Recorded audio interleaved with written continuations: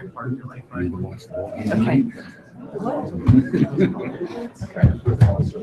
Clemson versus Alabama. I saw that. That's kind of hot. Is it legit? It's totally legit. They're gonna scam me somehow. They're gonna say we need a $3,000 deposit in order to No, it's not hold your like spot. You get your money back. Time is 7:02, and we'll call to order the city council meeting for January 9th, 2017. Elaine, if you'll please do the roll call. Mr. Jones? Here. Mrs. Keller? Here. Mr. DeGenova? Here. Mr. Rohr? Here. Mr. Hellinger? Here. Vice Mayor Schaefer? Here. Mayor Riggle? Here. Item 2 on the agenda is invocation, which tonight will be given by Councilman DeGenova, followed by the Pledge of Allegiance. If you'll all please stand. Good evening. It's good to see a great crowd here. Usually it's not standing room only, but it is. And being a new year, we've had a couple of situations, the Miami shooting and the 6 people in Powell that were lost in the plane, which really was a sad situation. And they, I guess, found the plane and found some of the remains. Meeting, before I give the invocation, let's have a couple of minutes of silence to remember those families. The other one in Miami was out of Guernsey County in Ohio, a husband and wife who were going on a cruise. And lo and behold, they were both shot, and he's in a coma and she's dead. So let's remember them and remember all the good things that we've had over the last year, and hopefully a good 2017.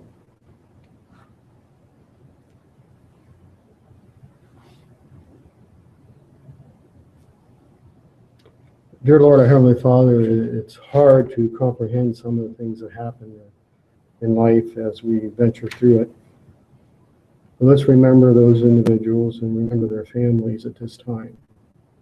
Remember the newly election of the President of the United States and the uphill battle that he is going to be challenged with. And also us as a council representing the individuals that we represent in the city of Delaware. It's been said that some of us, most of us, don't do our job professionally or properly, but we do it according to the will of the people. We do it because we love it.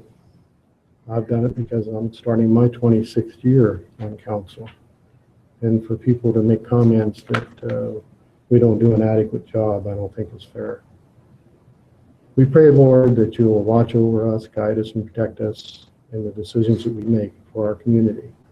We ask that you watch over our police and fire department, who do a terrific job and I think are rated as #1 in the country. We ask that you bless the staff and their preparations for the meetings. And we are challenged with a lot of adversities this year. We ask also that you bless our young people who are going to be the future leaders of this community and of the state and of our government. Give them the guidance and direction to fulfill their obligations in life. We ask, Lord, that you just watch over and protect us, and we ask that in your Son's name. Amen. Amen.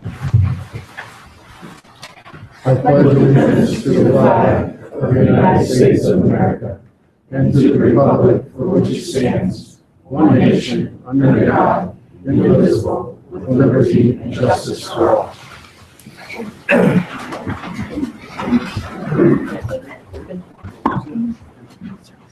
Thank you, Mr. DeGenova.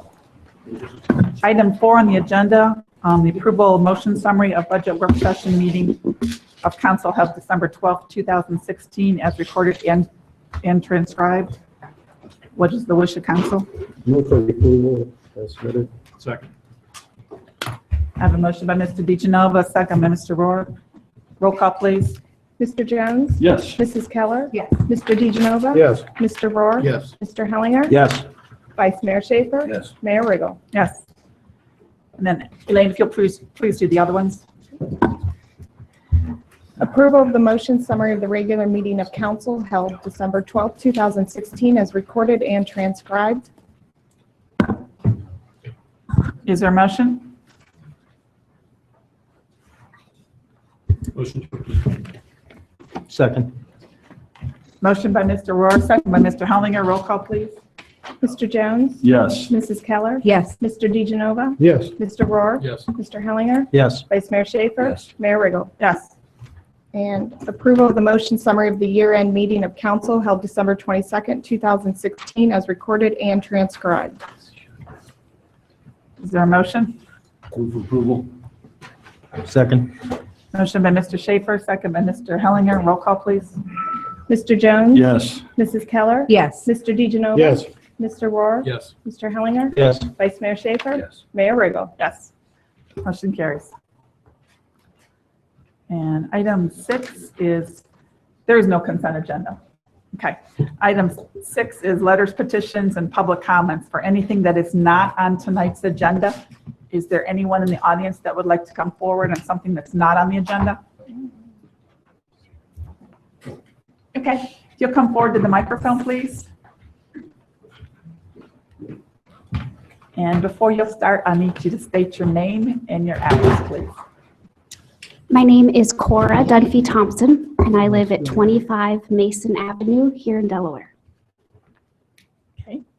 And I am coming to City Council because I am concerned about the safety of the students in and around all of Delaware City schools, especially Dempsey with the recent accident. And I'm also concerned with no sidewalks on Mason Avenue and Forest leading to Smith School. And I would like to know what, if any, are the plans that City Council will do to ensure the safety of the kids. Okay, well, this is, again, public comment, so we Sure. can have somebody get back with you. Sure. Okay, thank you very much for coming forward. Anyone else?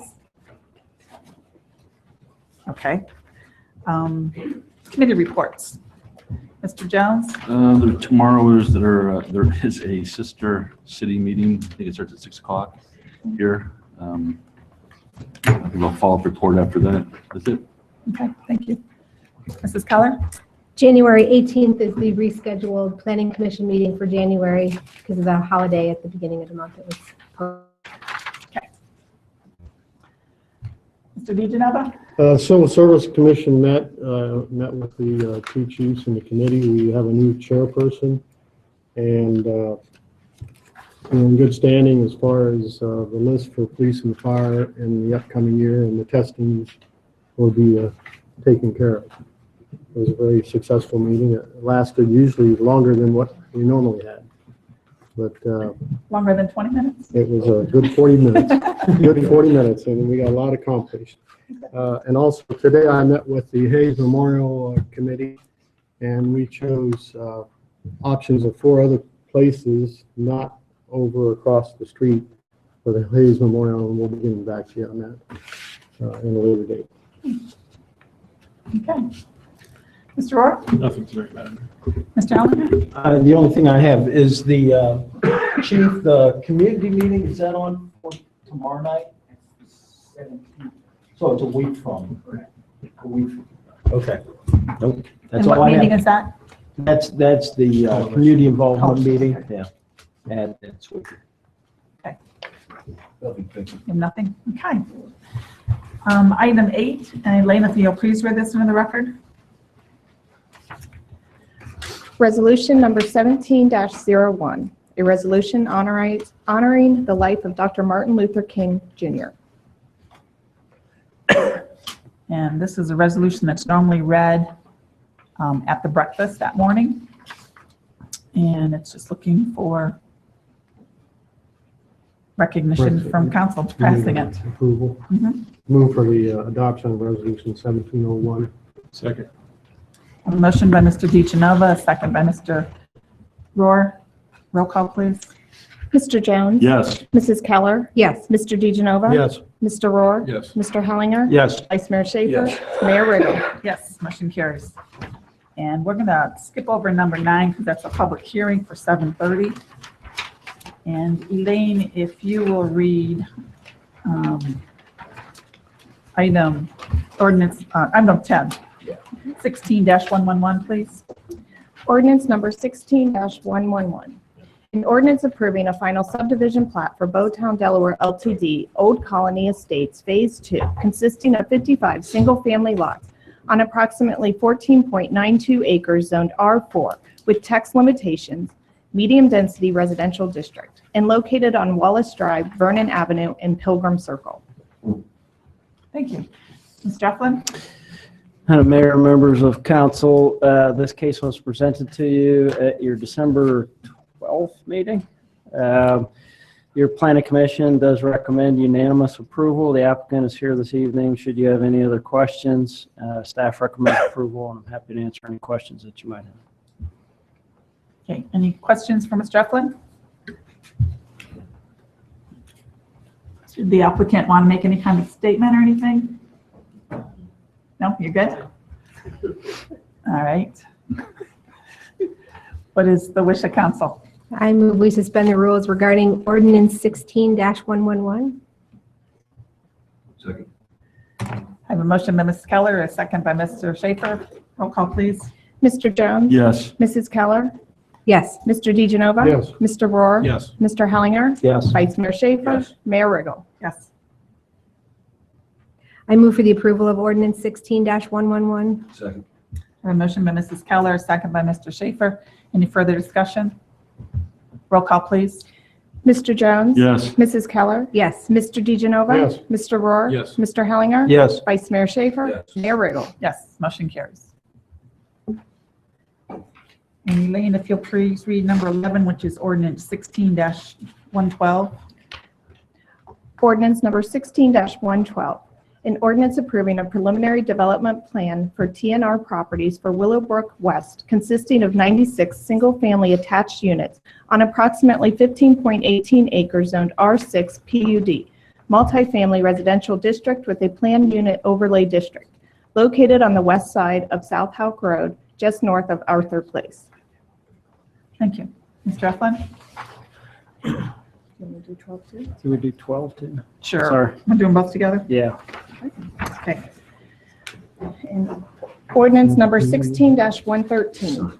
An ordinance approving a preliminary subdivision plat for TNR properties for Willowbrook West consisting of 96 single-family attached units on approximately 15.18 acres zoned R6 PUD, multifamily residential district with a planned unit overlay district, located on the west side of South Houck Road, just north of Arthur Place.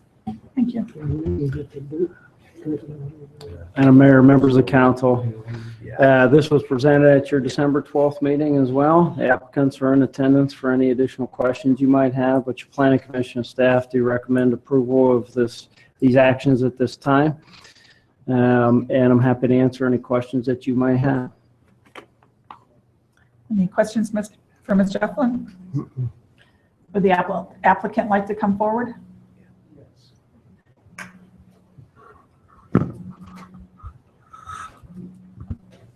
Welcome. You'll state your name and address for the record, please. My name is RJ Sabatino. I live at 2705 Donna Drive in Columbus. So I just have a few quick, brief clarifications. The development will be all fee simple lots on private roads under a homeowners association. And for the landscaping, there will be a mound with a minimum of height of 8 feet. And you guys have a rendering, but the rendering for the units will be largely similar to what you guys have seen, but possibly not exact, as it's still early in design. Is that the rendering you're reference to? Yes. Yes, it is. Okay. I believe that's it. You have questions for him now? Yeah, I think the bound height really by the text Yes. of the PUD needs to vary from about 8 to 12 feet with landscaping on top, because it does provide a buffer between the retail component, at least as it's zoned today, Yes. and the residential component. So that's the reason why the condition's written the way that it is on both the plan and the plat. These are preliminary, however, so in terms of a rendering is not required at the preliminary, but I think it's a unique development, a unique site, and so it helps to sell the overall concept and show the level of quality. So we certainly, staff can work with you on the details, and with Ryan on the details of the final details as they come forward with final development plan and plat. But we would expect, and I'm sure council would echo these comments, the same level of quality that we see here in this rendering. Do you have any idea what price points there might be for these particular units? That's a question that council would often ask.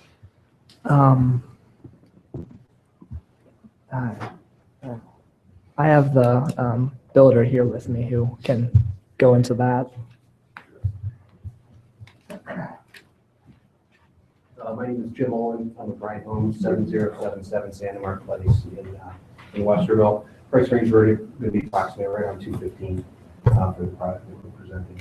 And when we talk about potential changes, we're just looking at accents with stone on the individual drawings. Could you just clarify that the ownership arrangement, how's it? These are Fee simple.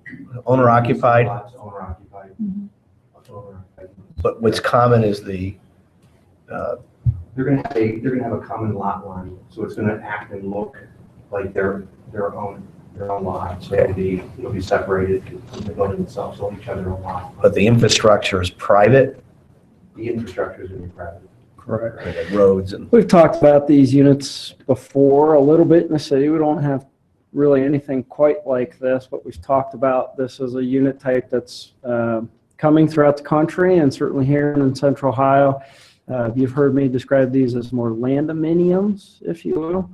Although these will be home ownership condition and fee simple lots. Financing is sometimes can be easier with these types of units, doing it that way rather than condominium. But the reason why you see all the lines on the plat here is because of those fee simple lots. You're also seeing the building footprints, obviously.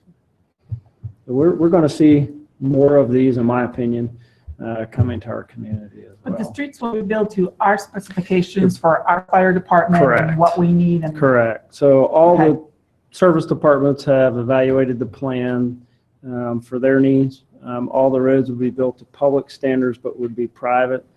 The sewer service lines, for instance, once you get past the master meter vault, would be private service lines on here. So acting more like a condominium, and therefore that's why I use sort of a hybrid term of a landominium. so with the homeowners fees cover like snow shoveling and that, and They'll cover snow removal, they'll also cover landscaping. landscaping at the beginning, or, I mean, they mow their own lawn still? Yard. Okay.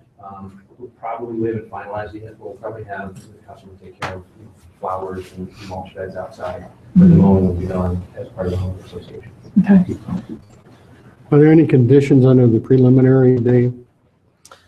There's 20 plus 20. conditions for the preliminary plan and plat, most of which are pretty standard and just kind of enhance code. But some are specific to this particular development as well. And the TNR and the builder understand those and have to abide by those before they bring in a final development plan? Yes. I always ask your father that, so. I always ask Ron, make sure he knows. Thank you very much. Any other questions for the applicant? Okay, what is the wish of council on ordinance 16-112? I move we suspend the rules on 16-12. second. I have a motion by Mr. DeGenova, a second by Mr. Schaefer. Roll call, please.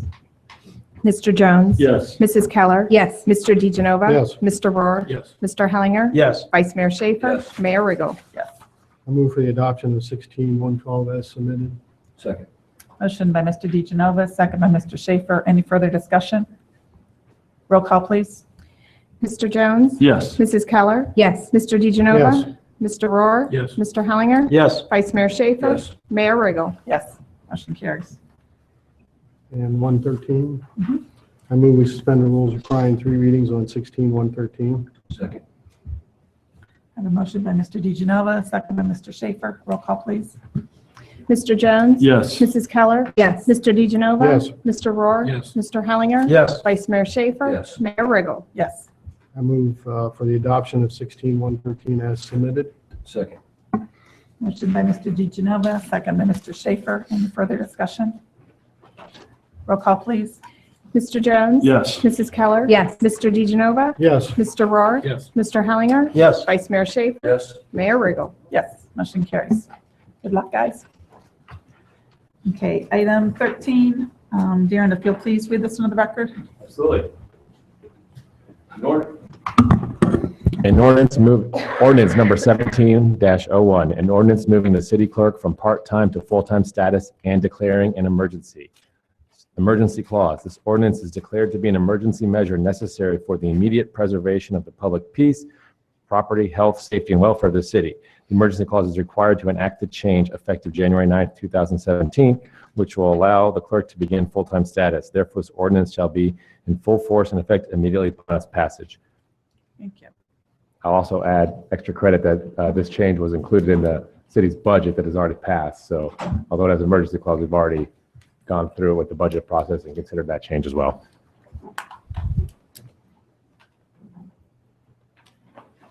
Okay. Is there any discussion, or do you just want a motion on this? Let's see. Discussed it. Yeah, I think we've I think discussed we quite a bit. discussed it at the budgeting. Was it ordinance? I move to suspend the rules on Yep. ordinance 1701. Second. I have a motion by Mr. Schaefer, a second by Mr. Jones. Roll call, please. Mr. Jones? Yes. Mrs. Keller? Yes. Mr. DeGenova? Yes. Mr. Rohr? Yes. Mr. Hellinger? Yes. Vice Mayor Schaefer? Yes. Mayor Riggle? Yes. I move to approve of the emergency clause on ordinance 1701. Second. Motion by Mr. Schaefer, second by Mr. Jones. Roll call, please. Mr. Jones? Yes. Mrs. Keller? Yes. Mr. DeGenova? Yes. Mr. Rohr? Yes. Mr. Hellinger? Yes. Vice Mayor Schaefer? Yes. Mayor Riggle? Yes. I move for the approval of ordinance 1701. Second. Motion by Mr. Schaefer, second by Mr. Jones. Any further discussion? Hearing none, roll call, please. Mr. Jones? Yes. Mrs. Keller? Yes. Mr. DeGenova? Yes. Mr. Rohr? Yes. Mr. Hellinger? Yes. Vice Mayor Schaefer? Yes. Mayor Riggle? Yes, motion carries. I got 6 minutes, 5 minutes. We can talk about it before we open the hearing, because I have some updates on that Okay. legislation if you'd like. Just let her read it, and we just won't open the Yeah. hearing. We're going to jump back up to item 9. And Elaine, if you'll please read this into the record. Ordinance number 16-110, an ordinance amending section 737.01 of the City of Delaware's codified ordinances relating to circuses, council permission, license, bond, and insurance required. Madam Mayor, members of council, the draft that you have in this packet that before we open the hearing, I figured I'd walk through what's going on. At the last meeting, its first reading, we had some comments. And so the draft you had has 2 kind of bolded potential additions. They are not part of the current legislation, but if council, in listening to the testimony tonight and having a debate itself, is ready to adopt or not adopt those amendments, we could have 2 mini votes on them. The first change is, I believe I'll call it the Hellinger proposal, but I'm not sure if it was him that suggested it, but it would prohibit circuses from coming to the city that use exotic animals. And we do have exotic animals listed elsewhere in our statutes.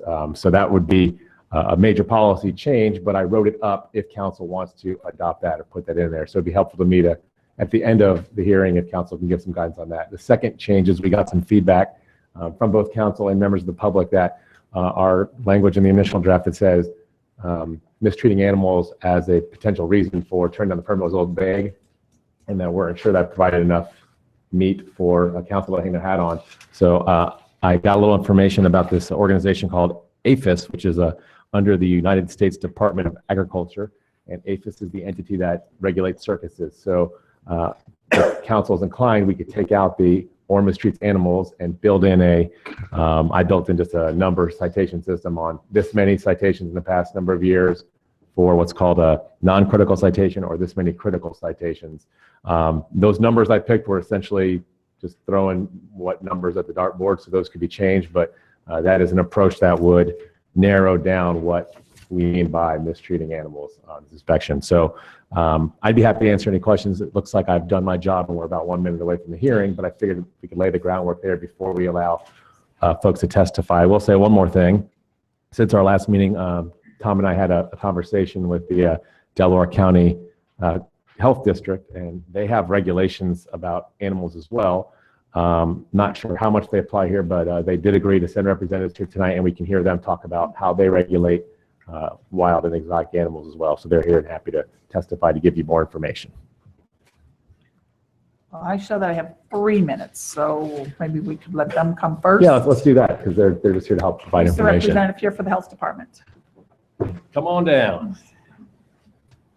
How are you this evening? Good, how are you all? Good. If you can please give us your name and address for the record. Adam Howard with the Delaware General Health District, located at 1 West Winter Street. Just here to provide any kind of assistance that we can. We do have regulations on the books that have been around for a number of years now, but they do prohibit in general wild, exotic, and feral animals from being owned by the general public. There is, however, an exemption in our rules that's built into what will be 210B2 for any entity granted authority under the Ohio Revised Code. Ohio Revised Code 935 exempts circuses from the possession of wild animals and snakes regulations. So just to let council know, we do have these regulations here. We're willing to work and make any changes that might be helpful. But the way that ours currently stand, it does allow an exemption for our circuits to have and exhibit wild and exotic animals. So if there's any questions, I'd be happy to answer any. And if you'll indulge me, Madam Mayor, I printed out a copy of the existing rules, not the proposed ones that are going to become effective, but I can give those to the clerk to put in the packet as a piece of evidence that council heard about, if you're allowed to allow me to walk over there and do that. Absolutely. I'm going to open it to the public in just a second, okay? I was just letting him give his spiel. So, any questions for Adam? No? You use the word exhibit.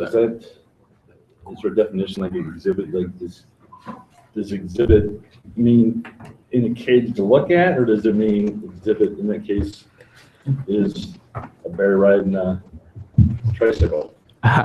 We don't have an exact definition for exhibit. It simply says animals held for exhibit or use. So I would think, and maybe Darren can correct me, but I think the common definition of exhibit would apply in this. So I think it does. I don't think it's exhibit like a bear riding a tricycle. I think it's exhibit where public or people can see it, because I did some research and other entities are exempt, such as sanctuaries that just have the animals there because they're kind of retired, and if they're not open to the public, they're not on exhibit, and they don't have to have a lot of the same regulations as well. Darren, what are the regulations required by like the Columbus Zoo? I mean, falling into. They have a lot of. They're not a circus, obviously, but Right. they are regulated in a different way. They have inspections, and they can't mistreat animals, Okay, things like that. What inspections? I mean, who inspects that? I don't know if APHIS does them as well. Do you know? I'm not sure who oversees them. If they have an animal bite, for instance, though, they do report that to us, and we make the determination what to do from there. So that would apply to a circus as well. Say they had a wild animal, a domestic animal, what have you, that would still fall under our regulation, and it would be quarantine or sacrifice as determined necessary. So the health district makes the determination whether to euthanize the animal, or and that's in the case of the zoo as well. That's in the case of any domestic or wild animal. For some animals, we have really good science that shows that we can quarantine them and we know they're not rabid. For other animals, say like a wolf or a wolf hybrid, the science just isn't there. So that's why we can quarantine a dog, but not a wolf hybrid. So it would be the same kind of circumstance. And Councilman Jones, I can look up how zoos are inspected. I might even be able to do it on my iPad while we're sitting here, but I didn't look into that level yet. Okay. Thank you very much for coming this evening. Okay, the time is 7:32, so we will open this to the public. And I think you want to be first, so if you'll come forward. I'm just trying to help you out since I helped write those laws. Okay. I'm going to pass these out to you here as we help the city of Cleveland. This is what the city. Before you start, I need your name and address for the record. I apologize. No problem. I'll take these to you. My name's Tim Harrison. I from 240 Teakwood Lane in Dayton, Ohio. I'm a retired police officer, firefighter, paramedic for the city of Oakwood. I currently teach as an adjunct instructor at Texas A&M College at Disaster City for National Emergency Response and Rescue Training Center. I'm also the director of Outreach for Animals, which we are police officers, firefighters, because the police are always the first ones on the scene when an elephant gets loose in Hawaii or someplace like that, or a chimpanzee attacks somebody. It's always the police. They're not trained to handle that. And we have pediatric physicians, as you can see on our documentary, The Elephant in the Living Room, emergency room doctors, and veterinarians. We all got together to teach proper behavior around wildlife. And before I pass these out, you were asking about the different problems we have. We don't know which animals come in. Different animals can come in at different times. Dr. Paul Stahl is a member of us. He's the retired deputy vet for the state of Ohio. And he is the #1 gentleman who checks the zoo or circuses when they come through. When he was in his prime, now he's kind of retired now. But he used to talk about that. He said the zoonotics is a very dangerous thing. And that's why we go around the country. When I pass these out, you'll see that just in the state of Ohio, but I go around the country to help teach it, because I'm a retired paramedic also, zoonotic diseases, such as monkeypox, things like that. Hepatitis B, like we had in Zanesville with that monkey that was loose. Things of that. And you can't shoot those monkeys because it's going to spread that disease. You got a moving hazardous material through your community. Let me pass these out real quick.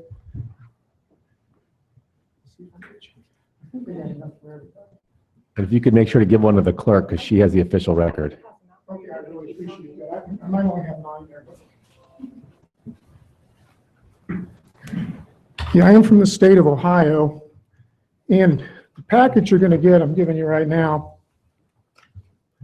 it's pretty much self-explanatory. We have a brochure on the front if you need to ask any questions or call or anything like that. I've written 2 books on the subject that are a published author. As you can see inside there, City of Cleveland had a really bad problem with exotic animals in situations like this.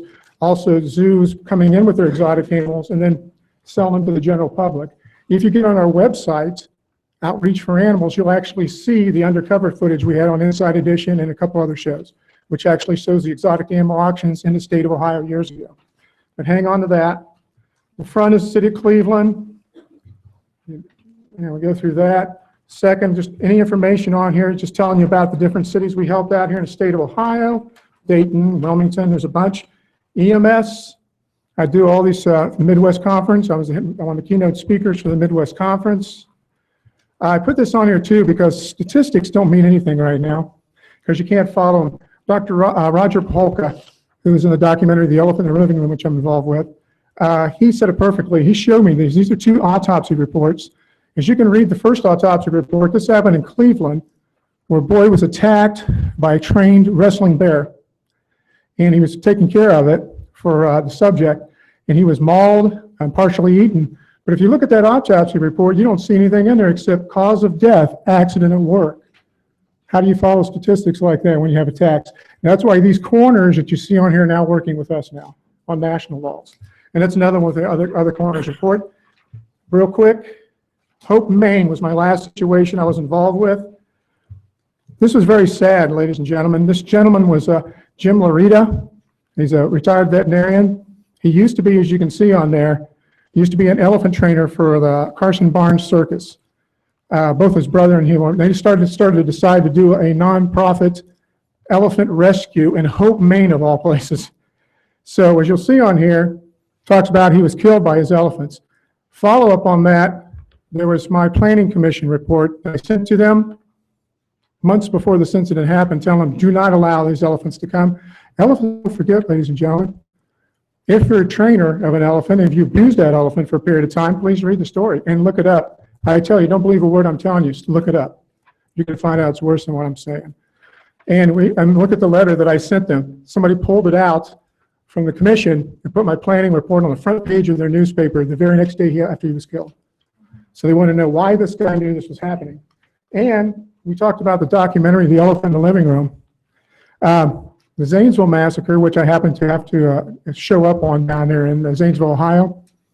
The sad part about that is that we had talked to the governor in the governor's office, and you can get on a YouTube thing right now called A Prophetic Speech at the State House. You'll see me talking to everybody. Told them it was going to happen. Less than 1 year later, the Zanesville incident happened. So we knew about that. In fact, it was so bold, the award-winning documentary, The Elephant in the Living Room, as Roger Moore, the movie critic, said, Elephant in the Living Room, the movie that predicted the Zanesville Massacre. That's an international movie critic. Now, we want to talk about, too, is Zanesville. When they had an incident happen where the animals were turned loose or escaped, they ended up almost causing the county to go bankrupt because of the situation. What I'm going to speak about real quick, I won't take up all your time. I'm also a consult for the ODA. I'm a member of the Duarte team in 3 different counties. I help set up all the Duarte teams around the counties, around the state of Ohio. That's Dangerous Wild Animal Response Teams. In the process of doing that, we learned that there's a lot of situations happening, not just with circuses, but other people coming in with their animals or having their animals on the property. We had a situation up in Willowbrook, Ohio, where we were trying to bring their elephants in and keep them in a spot there in Willowbrook, Ohio, and we had to go up and speak about that. Elephants are very dangerous animals, as you can read. And when me warning a city commission, planning commission, everybody else that this was going to happen, and then just a few months later it happens, warning them about Zanesville. My warning is, why do you need to have this? It's not educational. We'll talk about public safety is what I'm big on. The chief is here, fire chief, I know him. I teach police officers, firefighters, police chiefs, fire chiefs, mayors, governors from all over the world come in to Texas A&M for Disaster City. And every one of them's got stories. That's why I had to write a 3rd book that's coming out this year. Everybody's got stories about something happening. Public safety is very important. Do you have a pre-plan? Do you have the right weapons to take care of? Let's say if an elephant gets loose. We saw what happened in Zanesville. They shot him with automatic weapons. The SWAT team did 16, 17, 18 shots to drop a tiger. That's not humane. And 4 of those officers, as you all know, I know you probably stayed up on it here in the state of Ohio, went out on post-traumatic syndrome. They weren't ready to shoot 38 big cats, black bears, brown bears. So we hope we have at least a pre-plan when these animals do come into your community. We talked about zoonotics. We talked about hopefully having a pre-plan. I personally had a situation happen back when I was younger working in an emergency room where an elephant actually crushed a trainer, a circus trainer in Covington, Ohio, crushed him, did a headstand on him, which means he doesn't like him. And then off he ran. So I'm working in the emergency room. They bring the subject in by squad, nothing we can do for him. Ends up the veterinarian I work with part-time, Dr. Thomas Berger, was a zoo vet for the Columbus Zoo. They sent us out. By the time we got there, the animal control people tried to dart it in the water and it drowned. So that's in my first book.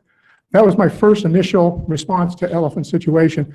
And let me tell you, that city did not look good in the newspapers or anywhere. It was not a very good situation.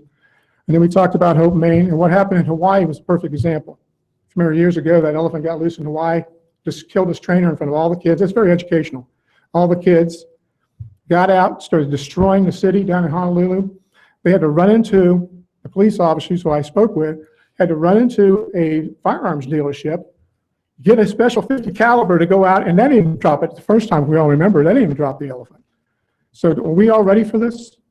And that's why I'm here. I'm from the state of Ohio, and I travel everywhere, but this is my state, and I want you to understand I'm here to help too. Education-wise, real quick, I've been to India, been to Nepal, been to all these places, worked with tigers, worked with hundreds of tigers. Some of these people tell you, if you see the documentary, hundreds of tigers in the South state of Ohio. Elephants, as you'll see in the movie, Macy, Indiana, we took one out of the garage. It's one of those sad situations. They're migrationary animals. They don't need to be put in a small area. Where does it say for a tiger? Think about that for a second. The largest predatory cat, the most dangerous big cat in the world, perfect killing machine by National Geographic. And we're going to play whips with it. We're going to have entertainment with it. Siegfried and Roy found out the hard way, didn't they? You can only push them so far. They're time bombs, and they're ready to go off at any time. Just look now that you've paid attention to this. Just look internationally. Every week or every month, somebody's being attacked, either at a circus or somewhere else by one of the cats or something else.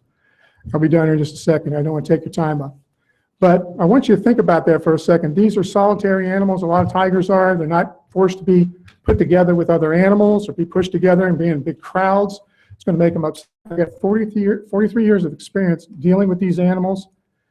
And first thing I'll tell you is just like Dr. Paul Stahl said, and he said it beautifully, he said, you can't do this to your dog.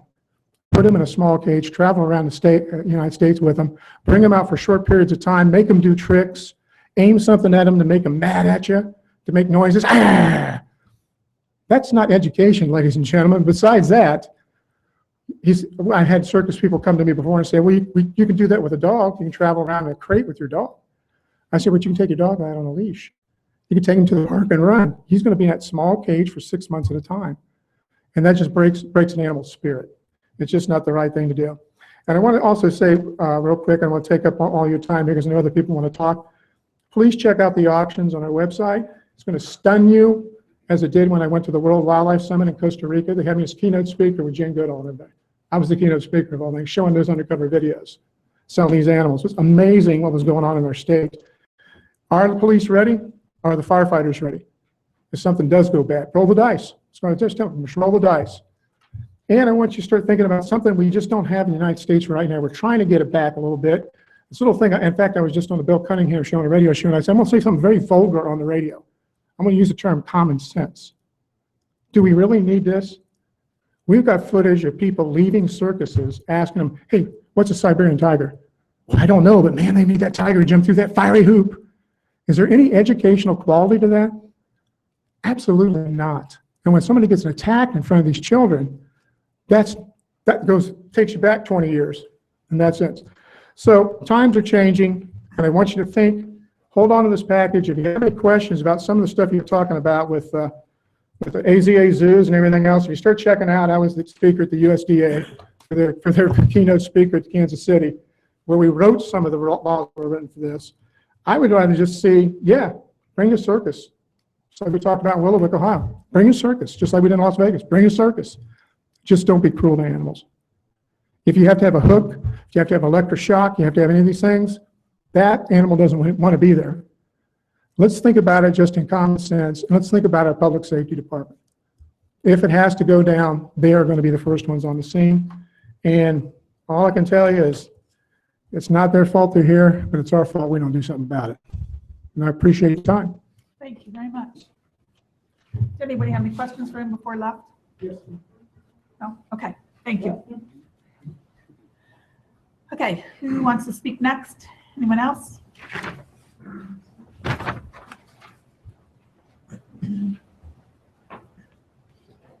Hello. Hello. Thank you for letting me speak. My name is Sherry Drescher, 5018 Coleraine Avenue, Cincinnati, Ohio.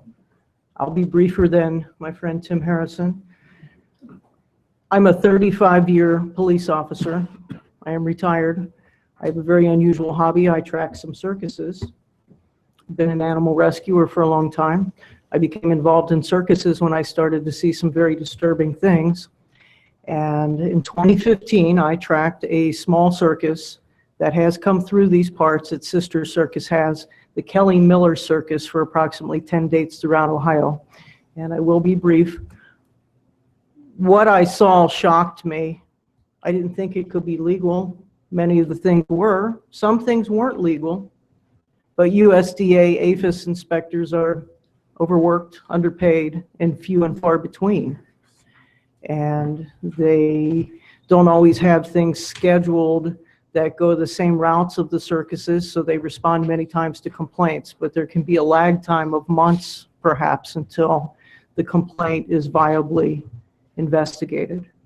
So I don't have much more to say, except that it's very refreshing, actually, that your community is looking into this and exploring it and taking an active stance on it.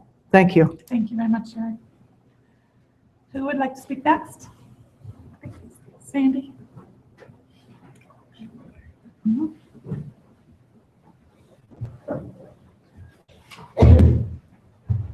Sandy Kuhn, 239 Stanhope Drive, Delaware, Ohio. I am a member of the Columbus Zoo. I love the Columbus Zoo. And one of the reasons I love it is to go look at animals that I don't get to see. I grew up on a farm, so I have that experience. But When I go to the zoo, I get to see wild and dangerous animals. And I get to see them in proper conditions for confinement, okay? They are confined, we have to admit to that, but their length of life is much longer in those conditions, okay? The circus is an extension of that entertainment. The circus is probably not here to educate. If families want to bring their children to the circus, to me, that's the family's opportunity to say, hey, that's a Bengal tiger. You know why it's a Bengal? It's got those orange and black stripes, and that's when you educate, okay? The circus is for entertainment. I did some research today to look at how long the Circus Pages International, which is the one that's wanting to come to Delaware, how long they've been around, and I looked at their last 3 years of track record with APHIS, okay? And I wrote this down so I could be sure and say it right. They have been in existence over 25 years. They've been registered through the Better Business Bureau for the last 20 years out of Florida. And in the past 3 years, in 2014, 2015, and 2016, they've had 6 investigations done by APHIS USDA. And this is pretty common for them to do, just common checks and investigations. In all of them, including the one that was cited in the paper, there have been no violations found. Okay, it said there were no non-items or non-compliant items identified in all of the times they've done it. Again, there were 3 done in 2014, 1 in 2015, and 3 in 2016. You can go on USDA's website and do a search through APHIS and find that out, okay? So what I would say is they've done their due diligence. They've been in existence for 25 plus years as a business, and there's an opportunity for them to come to Delaware, share the entertainment with us, and provide us with what I would say is some good, clean, wholesome fun. So I say, let's give them an opportunity. Thank you.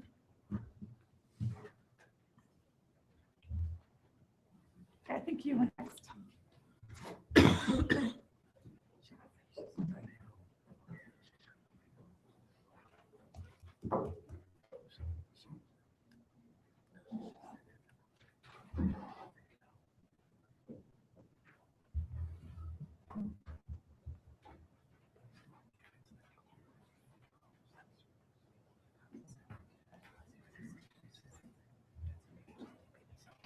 Hello. Hello.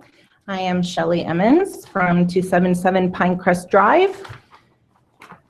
I spoke at the last council meeting in regards to the ordinance, and that's what I'm going to do again tonight. So before I get started, I would just like to say thank you to the council and specifically City Attorney Darren Schulman for allowing us to be involved in this extremely important issue. We really appreciate the effort on the behalf of council members to address our concerns, so thank you very much. That being said, there has been a lot of information sent to each of you via email and of course some of the handouts that you'll be receiving tonight. We understand that there may be some questions or concerns that have come up and hope we are able to answer those for you tonight with our presentations. As we have not seen a complete copy of the proposed amendment to the ordinance and understand that there are a few different versions that could be on the table at this point, there may be some things that we will not be able to fully answer, but we will definitely try our best. Mr. Schulman requested specifically more information regarding the governing authorities over citations for circus issues. As previously mentioned, that would be the USDA, Animal and Plant Health Inspection Service, otherwise known as APHIS. Unfortunately, as again mentioned, the USDA is ill-equipped to keep up with the multitude of circuses traveling across the country, as they are usually in and out without much notice. This is hugely problematic because the USDA personally, unless the USDA personally witnesses an incident, most of the times they will go unreported. There are 100 USDA inspectors across the entire country, 100. That means that if the circus comes to Delaware today, an inspector may not be able to stop by and check out the scene. As I mentioned the last time we were here, we have personally put in phone calls to the USDA when the circus was in town. The inspectors had me on speakerphone and laughed at me because they were so overwhelmed. That's very problematic. They told us to call our local Humane Society, who of course doesn't feel they have any authority, and they told us to call the USDA. So it goes back and forth. There's a big problem there. In addition, we have submitted documentation that we have witnessed to the USDA on a few different occasions, responded to us. If the city is relying on the USDA or APHIS to provide information to determine whether or not a circus should perform in Delaware, you may never see any of these true issues that are happening behind the scenes. I'm also going to mention the October 26th tiger incident that in Pensacola, Florida. Brandon Klein brought it up in his January 6th Gazette article. In this incident, if you didn't read the article, I'll give you a brief background. It was a 2-year-old Bengal tiger named Gandhi who attacked his trainer in front of 25 children and 8 adults. A video taken by the audience member shows the trainer hitting the tiger with a stick, and a second man rushes in and whips the tiger in the ring. Yolanda Earhart, who is a bookkeeper for Circus Pages, gave a statement to Brandon Klein that the troupe which plans to perform in Delaware is different from the one that performed in Pensacola. Ms. Earhart stated, "We are not the same organization that owns the Tiger Act," referred to in the video. She said her troupe's animal trainer, George Pages, is the father of the trainer in the video, and that although they are family, their businesses operate separately. I want to be clear here. This tiger may not be part of their program this year, but there is no doubt he could be in the future.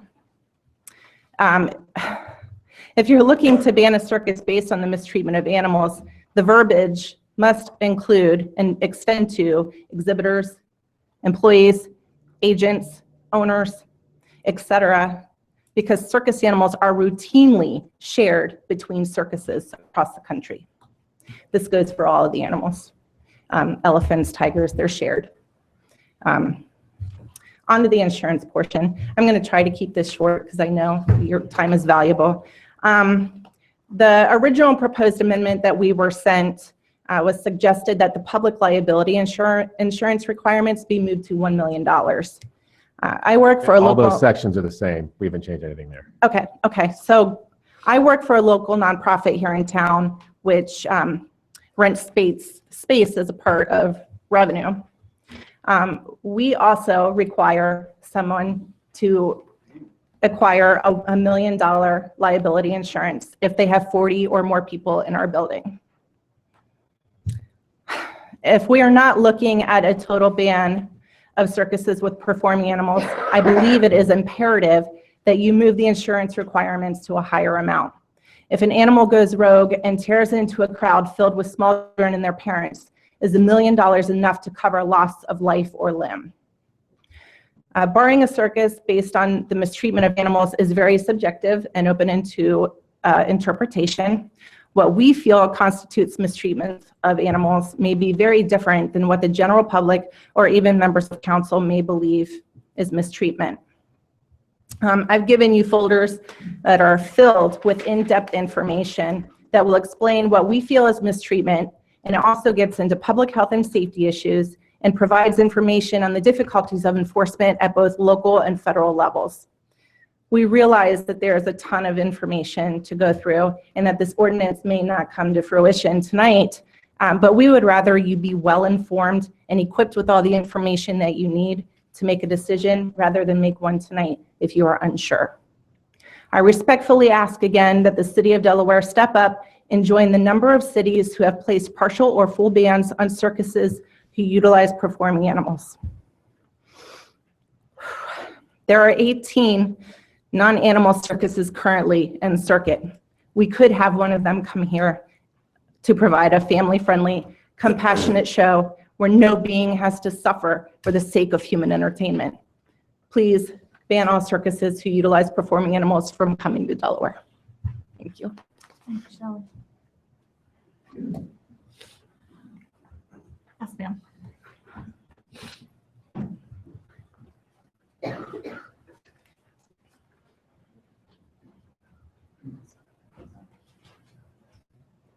I am Julie McDonough, 614 Boulder Drive, Delaware.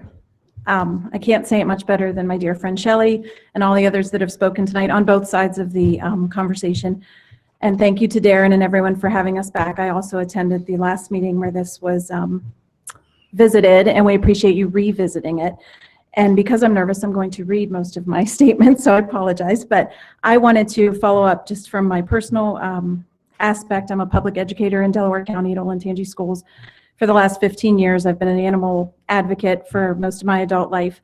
And so from an education standpoint, which many people have spoken about tonight, working with 9 and 10-year-olds, kids from, everywhere, kids with special needs, children of all types, teaching them kindness is extremely important to me, obviously, to each other, how they treat those children with special needs, how they treat animals, how they treat everyone. Our theme in our school is to be kind. And so that's obviously something that's very important to me. So one of the most important things to me is the safety and education of our community and the role modeling that we are doing for our children. So promoting, hosting, and encouraging, allowing circuses in our community, to me, goes against that. Doesn't educate our children about kindness toward living beings. Having witnessed several circuses myself, attended and done our research, Shelley and I both have witnessed things that really can't be disputed. There are things you can Google, there's things you can see, and there's things I've seen with my own eyes.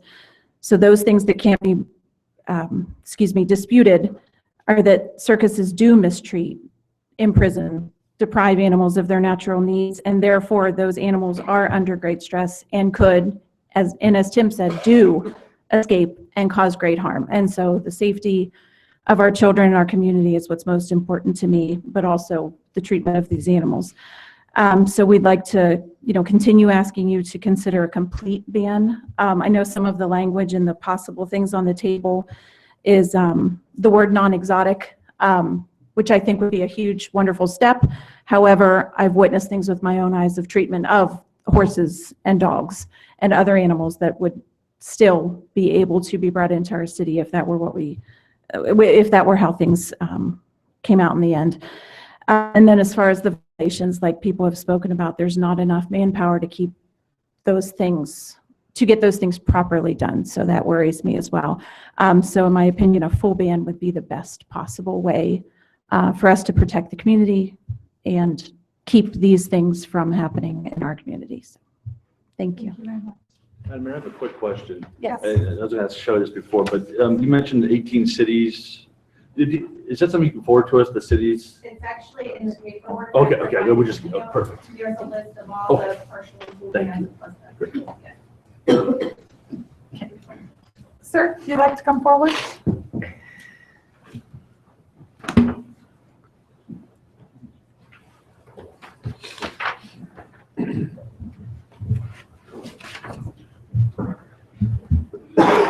Mayor, councilmen and women, and executive staff. I am Father Terry Highland at St. Peter's Episcopal Church here in Delaware and live at 779 Barberry Spur. And I'm honored to be in this community. This is my 27th house that I've lived in. And I have to say, and I've said it to so many, that Delaware is the finest community I have ever lived in. And that's in part to what you have done and how you have blessed the community. So I'm honored. I'm honored to be able to speak to you and honored to live here. Wanted to talk about our responsibility. In the Bible, it talks that we're given stewardship over the animals. And I'm concerned about animals, but I'm more concerned about children. Your children, my children. I have 6 children. They're all grown, gone, and live all over the United States. And they would never, ever go to a circus because I took them to one. And they saw how the animals were treated with spikes, with hooks, with big whips to make the animals growl and look fierce. We do not, in this community, have to do and bring those animals in to show them to our children. We have a wonderful place just south of here called the zoo. We have another wonderful place that's out southwest of here called the Wilds. They don't need zoo or need the carnival atmosphere of a circus to see wild animals. But my point too is, what are we teaching our children as they grow up? This community has done a great job. Our first Fridays, I have never seen so much camaraderie and joy and spirit, even on Freeze Friday. Amazing. But teaching our children has to be paramount in what we do. You all set the standard here. Set it well. Reject having circuses here. Amen. Thank you. Anyone else like to come forward?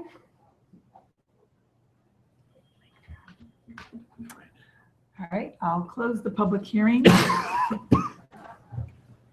Madam Mayor, Yes. one thing, we received an email, and I noticed from one of the materials we got, there's a business card from a Matt Rossell, and he sent an email to council, and with your permission, I'd just like to enter that in the record as well, because it was emailed, but I want to show that you considered it. So if you don't mind, I'll submit that to the clerk as well. Okay. Any discussion from council? Mayor, I have two questions. Okay. And I will defer to our experts with this, but when it comes to the inspections of a circus, is there a protocol?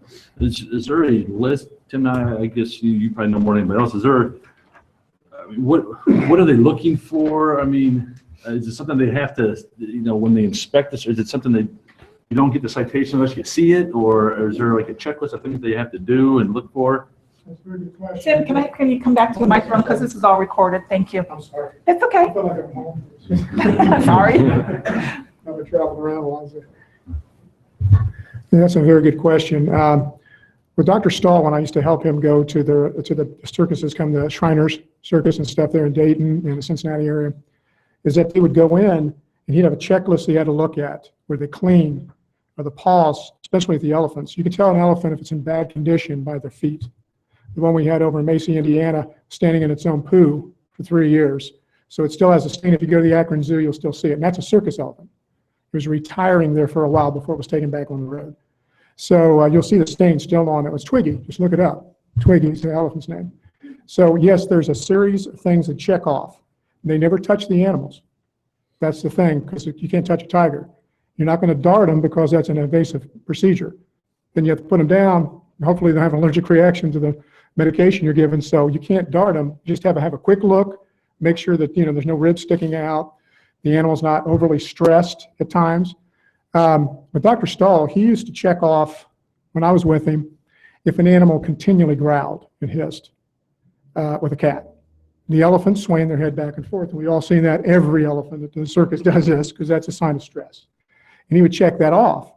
But when it comes to the USDA, which I just spoke with 2 years ago at their huge convention in Kansas City, is that there's only 100 of them. And Carol McKinney, Dr. Carol McKinney, she's got the Pacific Northwest. I've helped her out on some situations because she can't get to everything. And there's no way the USDA people we have in this area can get to those situations. So they do a good job when they show up and see something. Are they looking for like the prods and the hooks and stuff like that? Oh, yeah. 'Cause And are those illegal in the? in cities, some cities they're illegal. Okay. We're trying to get it on a national basis. Okay. If you go to the circus right now, pick any circus you want to go to, go on up, you'll see the hooks are rounded that they use. If the hook's in this hand, the elephant's pretty happy. If he switches it to this hand, he'll have the real hook when they're during training. So he holds the hook in this hand, he knows it's going to be the rounded end, and you'll see that. In our inspections, are you notified that inspectors coming? Yes, that's the sad part, yeah. Okay. Yeah, but well, to tell you the truth, when a circus comes to town, they expect it. They expect it, they're going to get a visit from the doctor or from the Board of Health. Problem is, how do you look at a tiger? How do you look at these monkeys in a cage and tell if they've got monkeypox or not? I guess Yeah. where I'm just going with this, Yeah. is just so we know. And I'm not denying, any that's true or not, but, you say that the circus hasn't been any citations in 3 years. I mean, they probably know, how to get around those things or how to. Well, by the time they show up, if a USDA, one of our inspectors show up, and maybe 3 days down the road, the circus is already gone, they switch animals so fast. And you can check this out yourselves. Just like I said, don't believe a word I've told you anybody else. Go investigate yourselves, what I tell my colleges. And they always email me back, oh my God, it's worse than you said. They switch animals. The only way we can tell with tigers is they got their faces, their stripes or fingerprint. So now we're taking pictures of the tigers. Sherry's one of them over here. We're taking pictures of tigers now, and these tigers are shifting. That's Gandhi. Oh, hell no, that's not Gandhi. This is Gandhi right here. That's another tiger you picked up on the way. And if you bother to see the Elephant Delivering, the documentary that I'm in, it came out 6 years ago and it's still rolling, is that you'll actually see some of this, especially in the auctions. You'll see the animal that is just there in front of everybody being sold at an auction to anybody who wants to buy it. So yeah, they have guidelines they have to go through. But by the time I get there, it's like a police officer. I was a cop for 29 years. My husband was beating me. If I get there's no signs of aggression, unless I see it happening or an injury, I can't do anything about it. Now, but you may, as a neighbor, know there was something going on there. So we have to understand there's time difference. We don't have the way to police it well as effectively as we should, but there is laws on the book to prevent endangering these animals. But the problem is you've got to be there to see it. It's like I have to actually physically see something happen sometimes before I can arrest anybody. It's just that simple. Thank you very All much. right. Before you leave, I have a question. Yeah. I know you probably don't know exactly, how many circuses are there in the United States? Lord, I mean, if we've got 100. you got the good ones. You got some good circuses out there that don't injure animals or use animals in their shows. 18 of them. Or was it, how many was there that you said? 18. Yeah, 18 of them right now. Used to only be 2. That tells you what the world's changing. No more orcas taken from the wild. No more elephants with Ringling Brothers, Barnum and Bailey Circus. That's why I told you times are changing. It's time for us to mature and evolve. So the whole thing is that, yeah, there's 18 good ones out there, but there's thousands of them out there. And there's little roadside circuses. There's little places like you go someplace like, I was just in Gatlinburg before the fire, and there's like a little roadside circus. And there's a friggin' tiger and an elephant ride. And I'm thinking, that's not even registered anywhere. And so I called up the USDA, and I even know the lady, and she said, well, Tim, I'm way down in Kentucky right now. I won't be up there for 5 days. So that kind of gives you the general idea of what's going on. If you have any more questions too, like I said, I'm more than happy to ask, or I'll send you to the people. Like Dr. Paul Stahl is a perfect example, deputy vet of the state of Ohio. He can explain, he can answer a lot of questions for you. He's with our organization now. So. You mentioned the 18 don't use animals or Yes. At all? They don't use any animals at all. It's all human being circuses. Okay. That's entertainment. I don't see entertainment by prodding an animal to get mad at you. So in your opinion, there's no circus out there that's using animals in using best practices? Is that? I cannot say 100%, no, because I haven't seen all of them. There's thousands of them. There may be somebody out there doing it, but I can tell you right now, the ones that's come here to the state of Ohio, no, we just had an incident 5 years ago with an elephant up for elephant rides at that mall up in Cleveland. You guys know what I'm talking about up there. They do a circus all the time up there, and they got a mall. It was limping. So they contacted me, and I'm not a big PETA fan. They sent one of their veterinarians out, and they were going to close them down. I said, whoa, whoa, whoa, whoa, you can't close them down. We got no place for it to go. And this guy says, take it. We got no place for it to go. I said, just relax. We'll work with them and see if we can't get this elephant to go to a safe spot.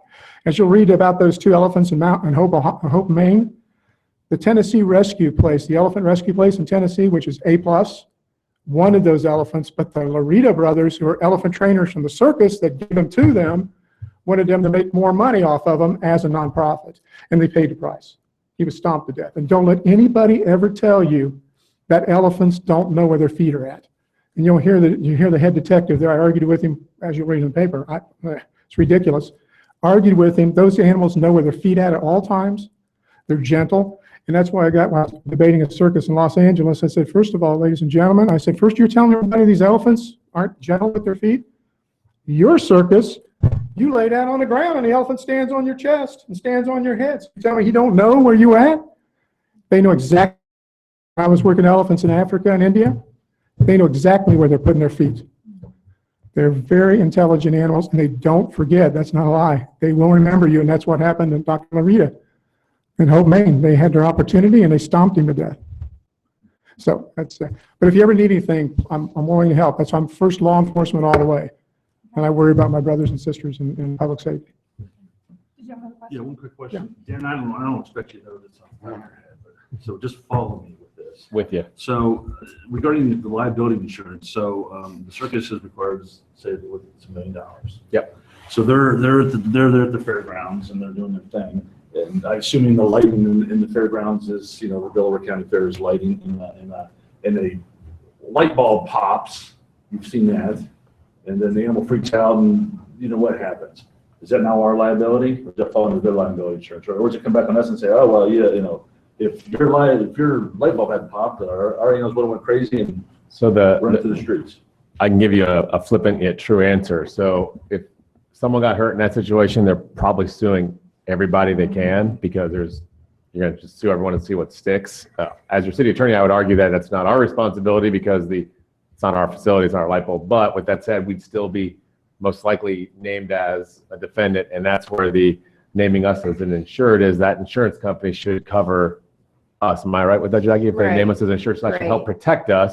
With that said, if there is a judgment against the city, if we somehow were found liable that went over that $1 million, we would not be protected by that insurance policy. Right, and also we have to, no matter what, we're going to have to pay to defend ourselves. So anybody can sue anybody at any time. The city being a quote unquote deep pocket in that arena, we will be the deepest pocket. Is that they're definitely going to go after us, whether they're successful or not. We still have to pay to defend ourselves. One thing real quick, it turns into you guys when the elephant runs through your city. The circus is done. When the police officers have to kill it and have to defend it, it's going to be up to the police officers in your city to control that. You're supposed to be doing a pre-plan and you're supposed to have a situation to protect your citizens. I saw this horror story happen across the country with big cats and everything else. So trust me on this. Zanesville is one of them. Call Sergeant Lutz, the sheriff. He'll tell you perfectly. They almost went bankrupt. So the whole thing is we have to understand once it leaves that property and is out, and you guys have to take care of it. Take it from a police officer. We are in control now. And the 5 attorneys that work for us will tell you that clearly because they've dealt with this in the past. They work through the Animal Defense League. They're going to say, once that animal's out, it's up to your community to protect that community. It's not the circus anymore. It's their fault, but it's up to you to protect them. So whatever happens during that process, you take a shot at it, miss it, hit somebody's house or something else, or anything else happens along the way, that's your responsibility. So I just wanted to. Okay. That's all I had. So, yes, ma'am. I have a question that I think Bruce might be able to answer. I'm just curious if we have within our police department any policies or training or any experience in dealing with an escaped elephant or an escaped tiger. Are you going to be pulling from anything, or are you, let's say that scenario were to happen? We train in companion animals minimally, and we're not trained in an animal like that. I can tell you that what we carry would be really ineffective against a large animal. We carry frangible rounds in our rifles so that they don't penetrate. So when you have a large animal like that, it would be grossly ineffective. And I think it's accurate. Just some of the research I've looked at is when these animals do get loose or do create a problem, most of the circus staff are told not to engage. That becomes a law enforcement problem. Absolutely. And the problem we have, even if we stage 1 or 2 officers up there on extra duty, fully armed, if they're not in the right place at the right time, they're still in the city. So it is a city problem if an animal gets loose. And also, if you do shoot it with what you had, like at Zanesville when I was there, 16, 17 shots, an animal's still coming at you. Now you got a dangerous animal. That's why we don't dart in the dark, stuff like that, because you got a drug crazy animal running through your neighborhood. So yeah, you don't want an injured tiger, an injured elephant running through the neighborhood, because then you got really a problem then, because you got a really upset animal. Okay. Anything else, Ms. Keller? I guess I'll just weigh in with my own personal opinion. From a humanity standpoint, I think that it's not the right thing to do. From a governmental standpoint, the safety issue is paramount to me. That if there were, something that were to go wrong or a major incident that were just grossly unprepared to deal with that. I watched a YouTube video that someone sent me in an email of the tiger attacking the circus member. And I also noticed in that video that the person who went to help the situation ran into the cage and left the door open. Yes. And not very far from that incident was, a kindergarten class watching. And so based upon all of that, I would support George's legislation to just do an all-out ban. Okay. Any other comments from council? I got a whole bunch of stuff here. Go for it, George. But, and I just got a couple of these high points. The three potential issues, I see three potential issues. Number one potential issue is public safety. The second issue is animal safety. And the third issue is animal rights. Okay, and you can take those in whatever manner you want to do those.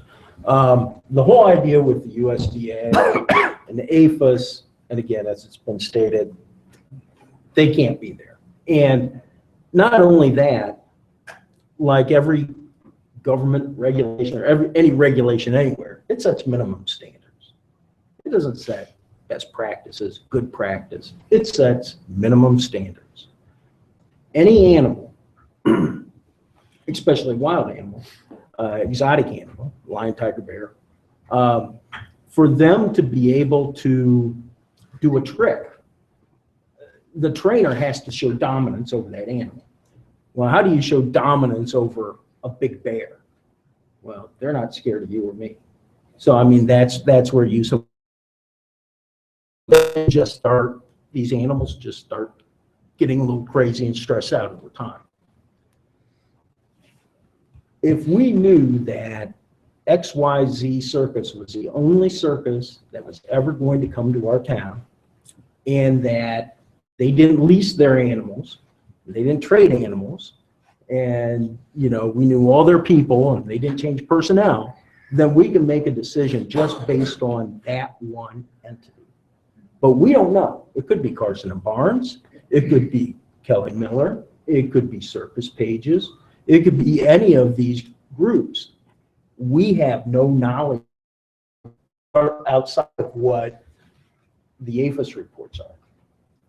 So they're an unknown entity bringing in potentially life-threatening animals into our community. For that reason alone, there's really I just can't see a reason to allow any exotic or wild animals into our town. Now, obviously, like I say, acrobatic dogs and liberty ponies, I'm okay with that. I mean, we have a racetrack in town. We allow racehorses. I don't have a problem with domesticated animals.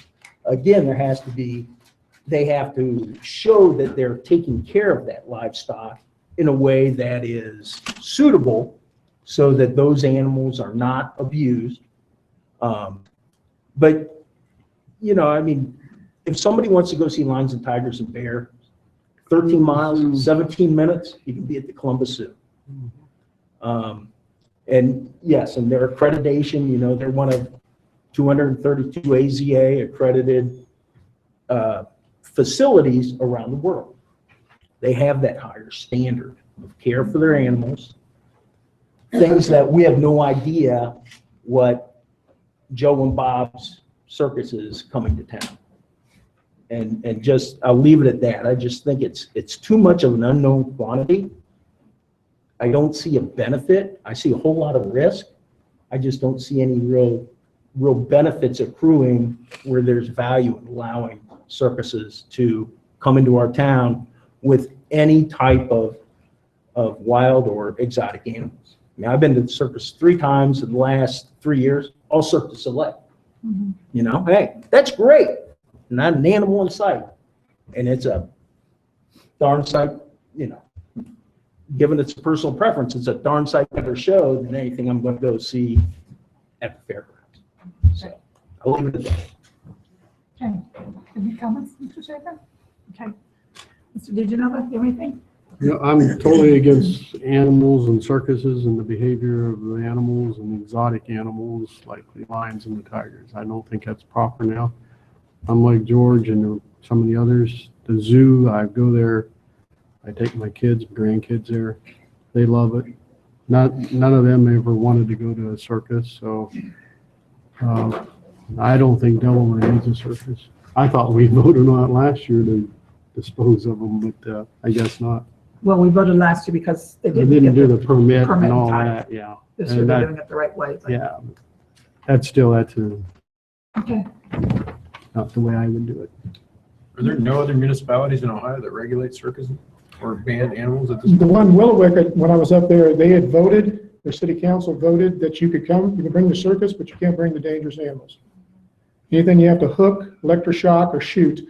That's in front of the state of Ohio when they thought about what's a dangerous wild animal. It's when you have to have medication like anti-venom or a weapon, special weapon to kill. It's that simple.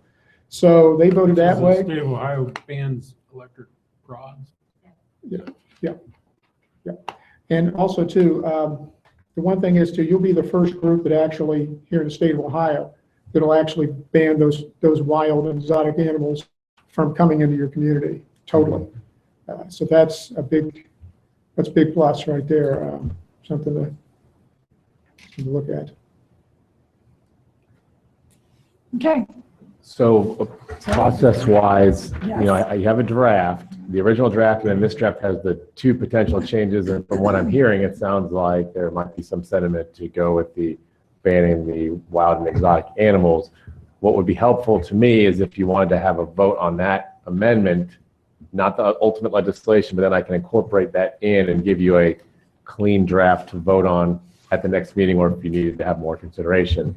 Because I never want to just make a change to legislation unless council wants me to do that, because it's a pretty major difference from where we are now. So if council's of a mind to have a vote on that, you can move to adopt that amendment. If council wants more time, you don't have to. I just might not be ready for next, a clean copy might not be ready for next time.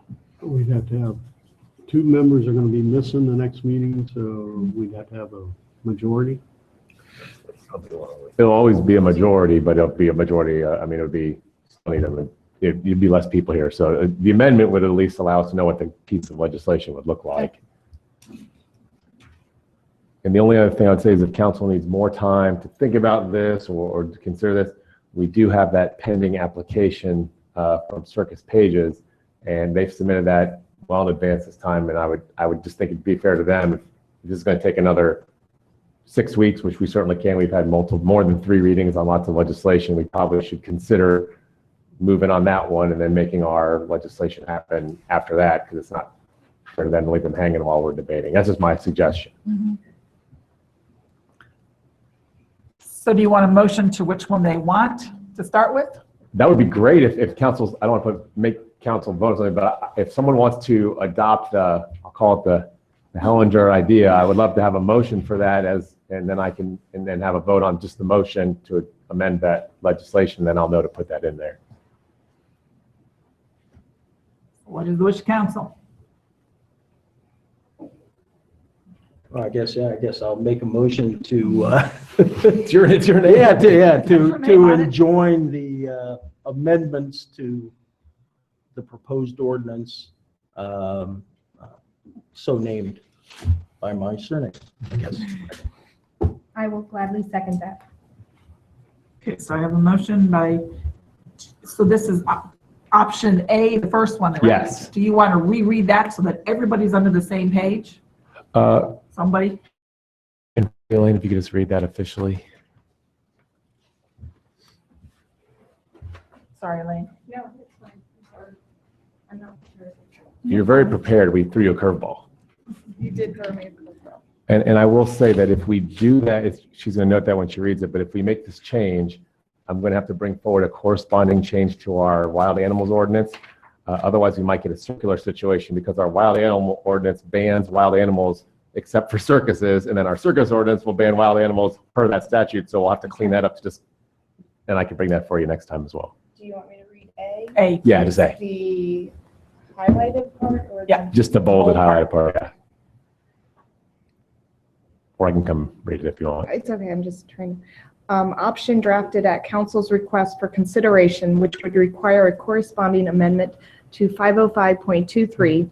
A license shall not be issued for a circus, carnival, or The menagerie. menagerie that includes wild or exotic animals as defined by 505.23 of the Delaware Codified Ordinances. And that's where you're going to have a. I'm gonna have to fix that one to make sure, because that currently has an exemption for circuses, but it has a definition of what we call wild exotic animals. So if we adopt this, I'll bring that forward next time and we can either know what's happening or adopt it at the same time. Okay, so I have a motion by Mr. Hellinger, a second by Mrs. Keller. Roll call, please. Mr. Jones? Yes. Mrs. Keller? Yes. Mr. DeGenova? Yes. Mr. Rohr? Yes. Mr. Hellinger? Yes. Vice Mayor Schaefer? Yes. Mayor Riggle? I want to say yes, and I know I should abstain, but I don't want to. I'm going to say yes. Sorry, I am on the board. I'm on the Fair Board also, but I just feel strongly about this, so. So just for procedural, so everyone here is on the same page, we have now incorporated that into the ordinance, but we have not adopted the ordinance, so that's still, y'all can still vote no on that if you wanted to. So this is just part of letting me know what's going in there. Now, the next question I have is, now that you've adopted that, I'm not sure the non-exotic animal circuses, and maybe our experts can tell us, would even have covered by APHIS anymore. So I don't know if the second amendment is even needed, but maybe you have some insight on that. Say that again, I want to make sure. If there's just a circus with dogs and horses and, I don't know, pigs or something, That's still USDA. it's still USDA. Yes. Okay, so if you'd like me to make a change that I have the second option, we could vote on that tonight as well, because I just built in the citations by APHIS, which probably isn't going to happen a lot of times, but I guess if it does, it's possibly serious, so. So that would apply in cases where they had non-exotic animals. Yeah. Could still refer to this in case there was any. Mistreatment of the animals or things like that, yes.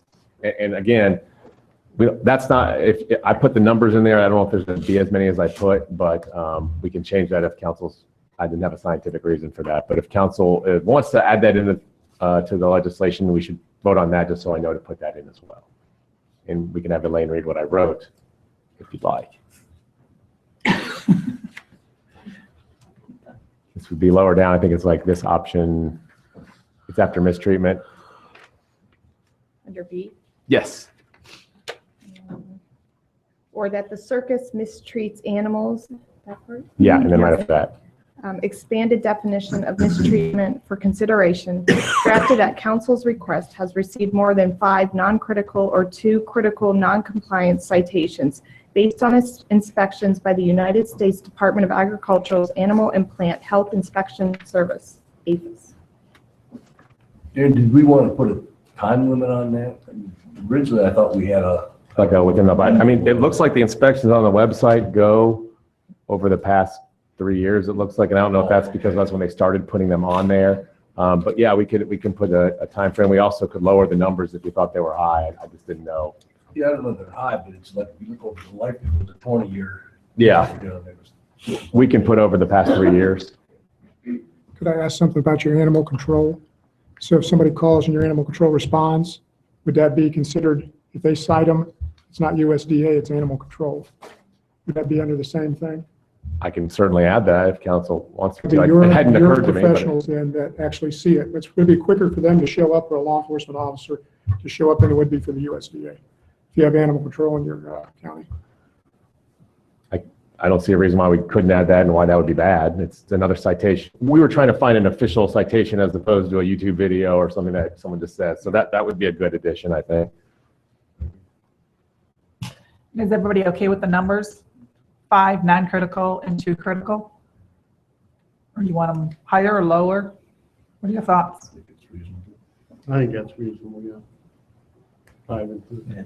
It's 5 of one or 2 Yeah. of the other, right? Mhm. Not and. Right, or yes. I guess I'd like them to see lower, but that's just my opinion.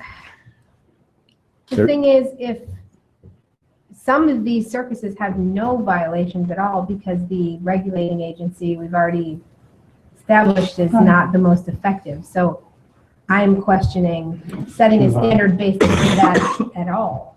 I don't. I'd have to know what a non-critical violation is. Yeah, this is so far out of our, yeah. I found one example, but I don't think that's going to answer all the questions you have. I didn't find any criticals. I found a non-critical. So I certainly could see you saying this, maybe that same number or whatever high number of non-criticals, but one What is your critical. opinion of a non-critical? You wrote this. Oh, the APHIS has, they call them critical or non-critical. Like they classify them on their website. So I didn't make that up, but it doesn't make it clear to me which one's which. So I just going by their categorization because I think critical probably sounds worse than non-critical. There's no science here. The non-critical one I found involved, they inspected some animals that looked like they were losing weight, and it just didn't look, they didn't see anybody do anything, or there wasn't any cuts or anything. They just looked like they could see some, you mentioned the ribs. I think they saw some of the ribs on one of the animals and said you need to, take better care of it to get its weight up. So that's probably why it's non-critical, because it wasn't like they saw something really bad or the animal was super at risk, but there was some maintenance stuff they needed to do. Were any of them regarding non-wild or non-exotic, or were they all wild and exotic? No, everything I saw was like hippos and llamas and stuff like that. One was shaving hoofs of a llama. It wasn't, they hadn't trimmed the hoofs, and the veterinarian noticed that if the hoofs get too long, it throws their gait off, which can be bad for their health. So again, it's not that's probably why it was classified non-critical, but it's still something that's not good for the poor llama. Do you have a veterinarian on your fair board? No. That might be something you might want to look into if you're going to have animals and stuff. Just have one just to cover yourself. Okay, so we good with the numbers, 5 and 2 then? Always be changed. All right, we'll start with this, yeah. And do you want me to add animal control citations? Is that? Okay, so I'll build that in addition to what we have already there. Is there a way also that one of these experts could, advise or give us some feedback? Because I feel. I honestly don't know if it'll be Not as much of an issue if I think the first thing you adopted is going to knock out so many folks that I don't know if there's going to be a lot of other ones that, it's good to have as a backstop, but I think the wild and exotics is probably going to do the lion's share. Ooh, that was horrible. The largest part of what you're trying to accomplish, I think, personally. Okay. I like to have it in there to backstop, but I don't think there's going to be a lot of dog and pony shows with critical violations. I just don't think there'll be that many. Okay. All right. Just on insurance, that question came up. Yes. In terms of the limits right now that we have in there and whether it makes sense to take a look at increasing limits that may not. Well, I mean, I think if the effect of the legislation, if it's approved, is we're not going to have circuses as we have today, it may not be an issue, but. Probably Jackie's our risk manager, so she's got good insight, but I'm guessing if you're ruling out exotic and wild animals, then you're limited to horses and dogs and pigs, and I don't think the liability is as high. Okay. So you'd only deal with that if this is not. Right, and we can always go back and adjust that if we find out something bad. Okay. So if I have the notes, but if council could just move to adopt, I don't have to be super official, just move to adopt the amendment as we've discussed. I took my notes and I can bring that forward to the next legislation as well. That would be awesome for Okay, well, me. we had a motion by George to adopt it, and Mrs. Skeller seconded it, right? No, this is the second. This is option 2. The original one's in. All right, this is number 2. This is number 2.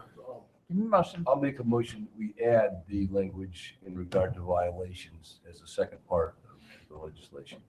Second.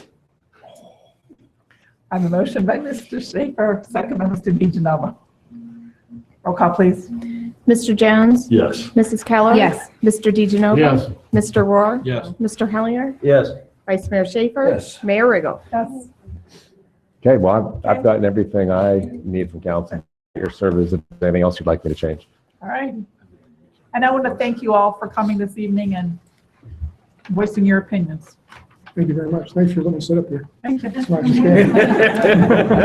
You're the only person who likes sitting in that chair. It makes everyone else nervous. I was nervous at first. Yeah, I think we won't vote next time because we would know right now that we have 2 people that will be out. So we'll wait till the first meeting in February to make that vote. So do you, just so we know to build the agenda, should we not even put it on the agenda next time, or should we leave it on in case you want to have more discussion on the ultimate legislation?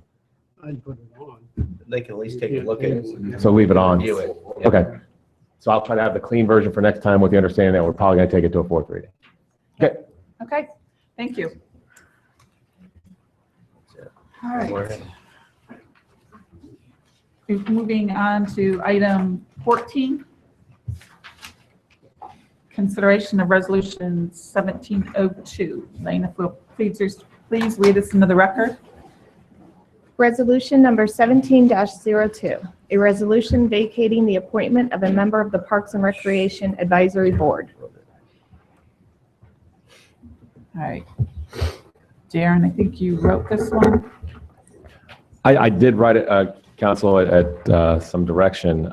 Basically, council makes appointments, or mayor makes appointments, and the council ratifies the appointments in the event that council or the mayor wants to make a change in the middle of a term. Because those are appointed, I felt that there needed to be some open council, open council action to take that. So A, we have a record, but B, we've never done it before. So what I drafted, I tried to encapsulate the reasons given to me as to why that would want to happen. And so that's what you have there. Okay. I'd be happy to answer any questions about what I did. Okay. This was brought to my attention that a board member, there was a levy going on and a board member jumped onto a levy page. And I really don't care how he voted. What I cared about what was said on the levy page. He was removed from the page. He was banned from it by the citizens that wrote it. And he went back under the page with a new profile to again say negative things. And then, in my opinion, and in some others' opinions, he attacked a fellow council member. And I just think it was very inappropriate for someone who is representing the city to do. And so we've never had this happen. I've asked Darren to check into it. There's not a procedure, so we really didn't know where to start. So since they were put on by a resolution, we felt it was best to have them removed by a resolution. I did meet with this person and asked for a resignation, and he refused to give it to me. So that's where we are today. Yes. You brought up process, and I wanted to kind of talk a little bit about that now that you've opened the door. So my primary concern is ensuring that everyone's rights are protected and that everyone has a process in place. So what I did was I wrote a letter to the person, sent it to them last week, told them to send them a copy of the resolution, said this is going to be discussed. You're welcome to attend. You can bring a representative, either a lawyer or somebody else. You can present evidence or testimony. And so I gave that opportunity to make sure that if the person was interested in addressing council or doing something like that, they had that opportunity.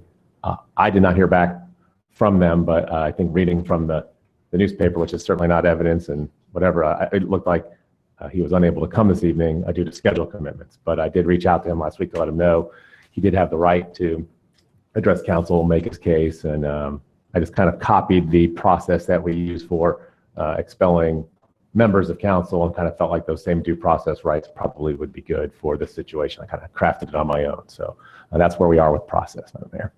Okay. So moving forward from this, has nothing to do with this, are we going to put into place some sort of code of ethics like we have as city council and staff and so employees of the city? And so the code of ethics, which council passed a number of years ago, but I think probably at least half of this council did vote for that amendment. That does apply to council, applies to employees, and it does apply to boards and commissions. But that deals with the ethics laws, taking Ohio ethics laws, and we have a couple little extra things, but it doesn't deal with how you deal with other people or civility or professionalism. It really just deals with, is this ethical? Does it violate the ethics laws? So that does apply, but that wouldn't cover the situation that the mayor did describe. Now, we could write something else up that might cover some of that, but the ethics does apply to them. Yes, absolutely, Ms. Collins. So I want to make sure that we make something very clear. When we have boards and commission members that volunteer for our community, that's something that we 100% appreciate, and that we recognize that during the course of their involvement, they probably will have an opinion that disagrees with the city. And we have a number of board members currently that I can think of right off the top of my head that say when we get things right, that we get things right. And when they feel like we don't get things right, they make us aware of that as well. We want that. That's what this is all about, this discourse. But in the course of that, we need to remain professional and have respect for one another. That's extremely important, or all this doesn't work. This is a wonderful place to live. It's a wonderful place to serve. We've never had this issue before. So I want to make clear that it is not the disagreement. It is not anyone being offended by anything that was said. What the real problem here is, if you're going to represent the city, you need to do so in the same professional way that all of us are proud to represent the city. That doesn't include creating duplicate Facebook accounts. That doesn't include taking pictures that are not your own and publishing them or posting them as such. So I want to make it very clear. It has nothing to do with any sort of opinion, any vote on a levy at all. But if you're going to represent us, there's a certain behavior that we expect, and one that we will insist people follow, because this city is too great to have anything less than that. Thank you. Anyone else up here like to say anything? I would like just to clarify one more thing, because I don't think I misspoke, but I just want to make it clear that council has not voted on this yet. I don't know if council is going to approve this. This is not fait accompli, and I was just I drafted it to allow for discussion and provide a mechanism that council can consider it, but I didn't draft it with the idea that we knew what the vote was going to be. I just want to make that clear, because we all know we can't do that, and we haven't done that. I'm in our executive sessions, but I just want to make it clear that we haven't taken a vote or made any decision, and I didn't want to make it any question about that. What was that word you used? I don't know. Fait accompli? Yeah. That's like it's already kind of decided sort of thing. I think it's some foreign language. I do want to just put a comment on the record. I certainly understand Lisa's concerns with the situation. And I find some of the remarks that this gentleman has made offensive, quite frankly, the ones that were in the paper today. That being said, we don't currently have any standards other than the ethics standards for people who volunteer on our boards. My concern is, as public officials, we're subject to a certain amount of criticism, even if it's delivered in an offensive and unprofessional, rude mannered sort of way. So I'm just concerned that because we haven't sat down with our volunteer members and said, look, here's the rules you have to follow. I mean, clearly it was a violation of law, or nothing's violation. What we've got here is somebody using social media in an unacceptable manner, which happens quite often. I'm just concerned that we're taking action here that, how well intended we may mean it to be, it certainly comes across to a lot of members of the general public as that this person offended us, and now we're going to take them off this board. So I just want to go on record. I understand everybody's position on this, but I think when we take these kinds of actions, we need to have something that we're basing on other than the fact that the person was offensive, internet, social media. Okay. Well, and that's where the code of conduct document that we would draft up for going forward would provide that. We provide a benchmark to gauge an individual's performance against. With that said, and like the mayor stated earlier, we've never had this before.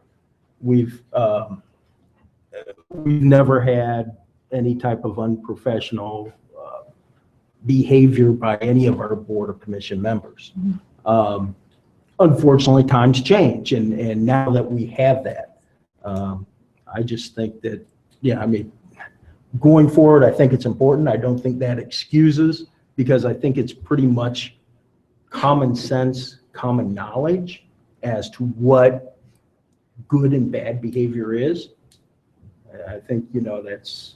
There's that word common sense again. Yeah, I know. That always gets us in trouble. But I think as a deliverable for council, that code of conduct is something we definitely have to have in place. I agree. And I think also, if we wouldn't reappoint him now at this point, and then we have this information, then why would we allow someone to continue serving when, if we were asked right now, the decision would be no. So that's kind of what I'm basing my decision on. Okay. Mr. DeGeno, do you have anything to add? I just, one comment, and I was going either one way or the other, and then whenever the statement made, in 25 years, I've been called a lot. And it was probably because of a certain subject matter that I dealt with, but to have me down as a dog and pony show, we referred to as all current council. He didn't specify one individual or two individuals, but I took it as all of us as a dog and pony show. That was really heart-aching to me because I've served this community and I did not like the fact to be involved in a dog and pony show, as the paper has stated, and that there's going to be people running against people. You know, I've had people run against me, I've had people not run against me, and all of you have. You know, and I think we always do a good job. And the only concern I had was the terminating of an individual. And like I said, we've never had to have that because people have volunteered to serve the community and represent the city of Delaware in a manner that is very professional. And I've had people that told me they were going to vote for the levy and they didn't. I've had ex-employees of the city told me they weren't going to vote for the levy and they're drawing a pension off of the city. But I didn't go out and publicize the fact, you know, we voted, you know, accordingly. It's individuals and they can vote whichever way they want to. That's why we have a free democracy. I was really, after Carolyn and I talked yesterday and then, or the day before, and Kent and Kyle commented on the fact that, you know, should we take action of this nature? And I don't, you know, I'm still, I think, I told my wife I was going to abstain from the vote because I really don't know hardly whether or not. But then when this article came out and I'm a dog and pony show, you know, we don't need a person like that on boards and commissions. And the golf course one is just that's a working committee. It's not a really active committee or council. So, you know, but the Parks and Rec one is, and it's a very viable commission, and I think it's caused a lot of unrest with members of that board. The person who make these kind of comments publicly. Thank you. Kyle, do you have anything to add? Or? What I was concerned about was with giving the gentleman notice and an opportunity to be heard, and he was not going to be here, but I see he is here now. So if you'd like to step forward and present to council, I'd be interested in hearing anything he would have to say about this issue. Okay.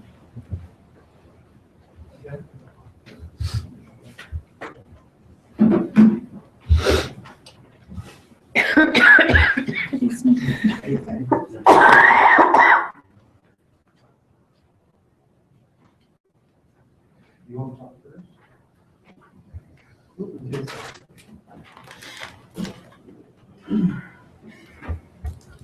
Yeah, if there's other people that you have that you'd like to speak, I don't think it really matters what order they go in. So anyone can do it, however you want to do it. So. As you've heard me say, just please give us your name and address for the record.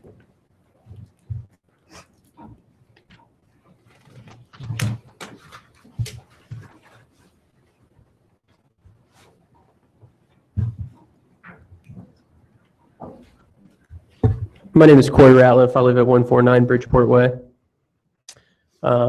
Again, my name is Corey Ratliff. I live at 149 Bridgeport Way in the First Ward.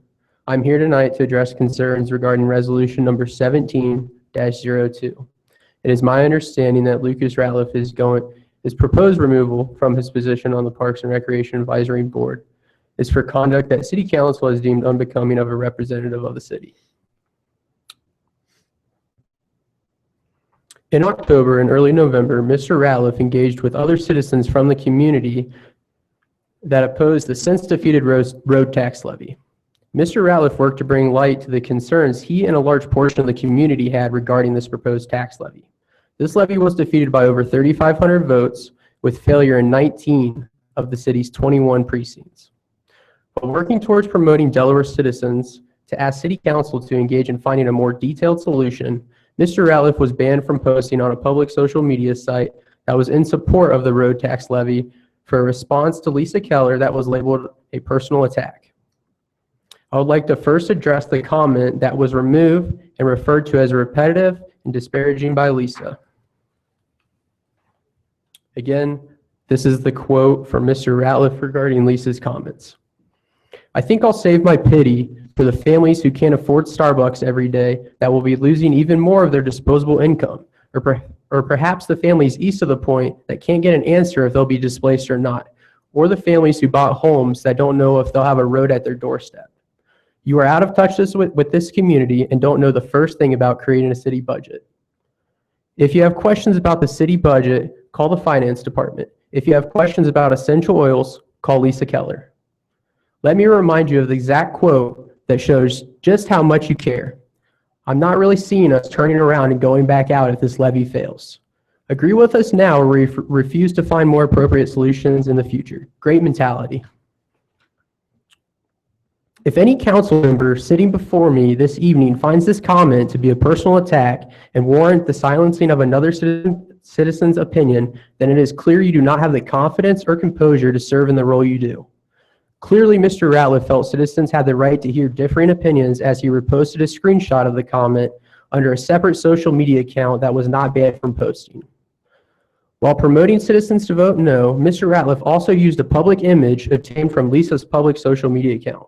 This, along with the words "Miss My Way or the Highway," was in response to comments made from Lisa stating City Council would not bring a more viable solution to the community should the levy fail. It would be naive for me to say that Mr. Ratliff chose this image at random, but it is also naive for me to think that Lisa was embarrassed or intimidated by a photo she made available for all members of the public to view. While this image was certainly unflattering of Lisa, this photo was used to bring attention to her comments that were designed to promote a now or never mentality and strong-arm voters into voting yes. I would hope that Lisa was aware that any public image posted online to a public social media account is available for public view. Lisa chose to post this image online and make it available for the public to see. In my current position, I educate elementary students over the basic uses of technology, which include posting to public sites. One of the points I make clear to my students is to set their security settings accordingly so that any information they post online is only available to their intended audience.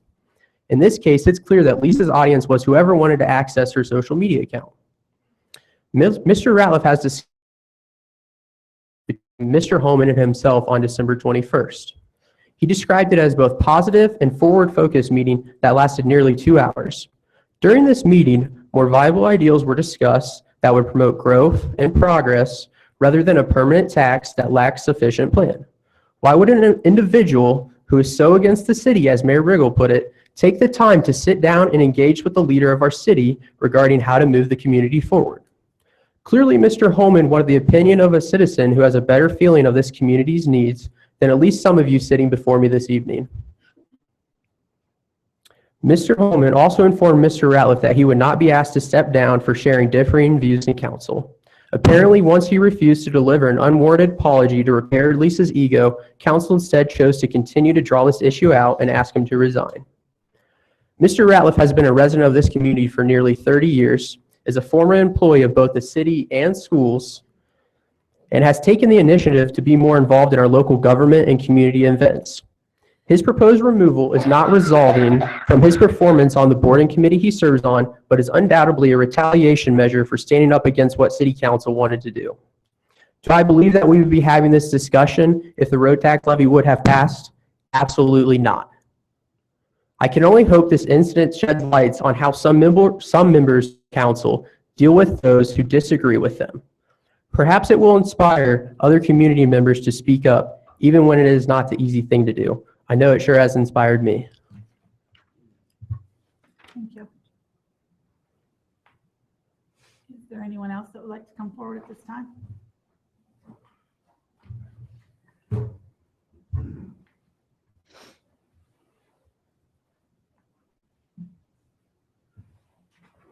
My name's Lucas Ratliff, 149 Bridgeport Way. I think I'm more so here to address any comments, questions that you guys may have. I wasn't planning on being here. I just raced here from Columbus. My meeting ended about 10 minutes early, so I missed the first portion of it, but I'd be happy to answer any questions. Any questions? I'll go ahead. Go ahead. I don't have any questions, but it's the first time I've had a chance to actually meet you. I want to make clear to you, I'm not offended or embarrassed. The picture that you chose was a funny picture because I'm a funny person. I have a life outside of here. So it wasn't anything that made me, oh gosh, I need to retaliate. This was a horrible picture. I was with some girlfriends on a girl weekend and I drew a unibrow with an eyebrow pencil. It was funny. They laughed. They tagged me in a post on Facebook and we're all good. Because in addition to being a council member, I'm also a human being. My issue is not the picture. My issue is, as an adult, when you disagree with someone, I say, Lucas, I disagree with what you did and here's why. Okay? I don't mock you. I don't need to dig through your information and find out what you do, or none of that has anything to do with it. We both represent the city. We're both grown people. And I can say I disagree with you, and it doesn't have to have anything to do with any of those other things. I don't need to create a duplicate account. I didn't delete your initial posts. I didn't even read them. I had nothing to do with that. Nothing. My job as a council representative is to give my opinion on the levy. I did that. So did lots of other council members. But for some reason, and I don't know why, what I do for a living or my private pictures, that became an issue here. That was you, not me. You can disagree. You can say we do our jobs horribly. Say any of that. We're public officials, we're welcome to. Even use our pictures if you want to. Okay? But don't represent the city and engage in behavior that's childish and immature like that. Because we're better than that. We expect you to be better than that. That's what I have an issue with, not the opinion. Not the opinion at all.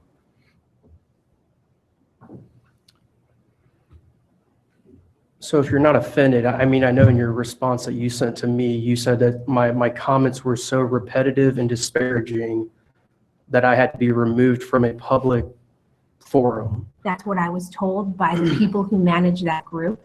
Okay. They told me that they banned you. I had nothing to do with that. We didn't run that group. That wasn't the city's group. That was a citizen volunteer group. So I think you got angry with me. I had nothing to do with that. And I didn't even read anything you wrote. I'm used to people writing things all the time. They disagree with decisions we make. That comes with the territory. We're cool with that. But I've never had this happen. I didn't get angry with you. I'm angry with you now because of where we're at. I'm angry because of the meeting I had with Mayor Riggle. I mean, the meeting that I had with Tom was great, and I hope that you would say the same because we had a great conversation, just as Corey just explained. You know, it was a very positive meeting. My meeting with you, and I told you this exactly, I said that, you know, you guys seem to be coming from two very different directions. I was frustrated by your comments to the paper that were a blatant lie, you know, and, you know, that's just the facts. You know, we had several conversations, you know, because I told you that your comment, how frustrated I was by it, and we had a whole conversation about it. I also told you that I didn't believe that it was a unanimous decision, and then you went one by one, and you also told me that there was one person that didn't say much, and I asked you who it was, and you said you weren't going to tell me. So how does that make it unanimous? That's what you told the paper. You told me it was a unanimous decision. No, I did not. I mean, You I'm not going to said- argue with well, you. You said to me who flat was it, and I out. said, I'm not going to give out names. I So mean, it's there pretty right there simple. just proved You you called it lied. unanimous, and No. you went back and you said, well, I talked to Joe and I talked to so-and-so, and then you said, well, there was one person that I didn't hear back from. He usually doesn't say much, which I know is Mr. Roars, and I told you that. So I mean, it's pretty simple. But beyond that, I mean, you know, to me, you know, when you say create a duplicate Facebook account, I could see if there was a picture of you as a profile picture with the name Lisa Keller. It was not to deceive anybody. It was simply that a statement was removed that I believe the citizens of this community had the right to hear. Just like they had the right to hear George's comments on the vote no page. City employees, the development coordinator was commenting on there. Mr. Ratliff, so couldn't you have posted that on your own page? Couldn't you have, even if you were going to create this other page and you were going to use an image of me, what purpose did that serve? That's the point that because this is really important for me to know that you understand, because you're making it about all this other stuff. It was that decision right there. I disagree. So I'm going to create this other thing, and I'm going to look through her pictures, and then that was creepy and weird, and it's not okay. I mean, and to I'm very sorry, insinuate but that it's creepy and weird, and I've heard people refer to it as cyber stalking. It I mean, was. I find it very hard to believe that anybody sitting up here has never clicked on somebody's name, and probably to sit up here and say that you haven't once clicked on my name or somebody else's name that was posting on those and wondering their, connection with the city. I mean, I think that's a complete exaggeration. And, to say that I searched through months and months of photos, I mean, it's not like I'm sitting here categorically going through your photos. Okay. There was a photo of you. This is a levy, business, marketing, it was to bring light to the comments that you made that were in, just as he said, they were designed to strong arm this community into convincing them to vote yes. You said that you did not see this council going back to this community if this levy failed. Okay. Is that what you truly believed? I did. Can I explain that now that you've brought And you're that already up? talking about going back out for the levy. I'm not talking about anything, sir. I mean, Okay, what I said and what my opinion is that when the public goes and votes, they tell us how they feel. And so what I don't like is asking the question again and asking the question again and asking the question again. We've received an answer to that question. That's what I meant. Okay, here's the thing. We can go back and forth. We can talk. We can disagree. All of this is great. We're wasting everybody's time doing that.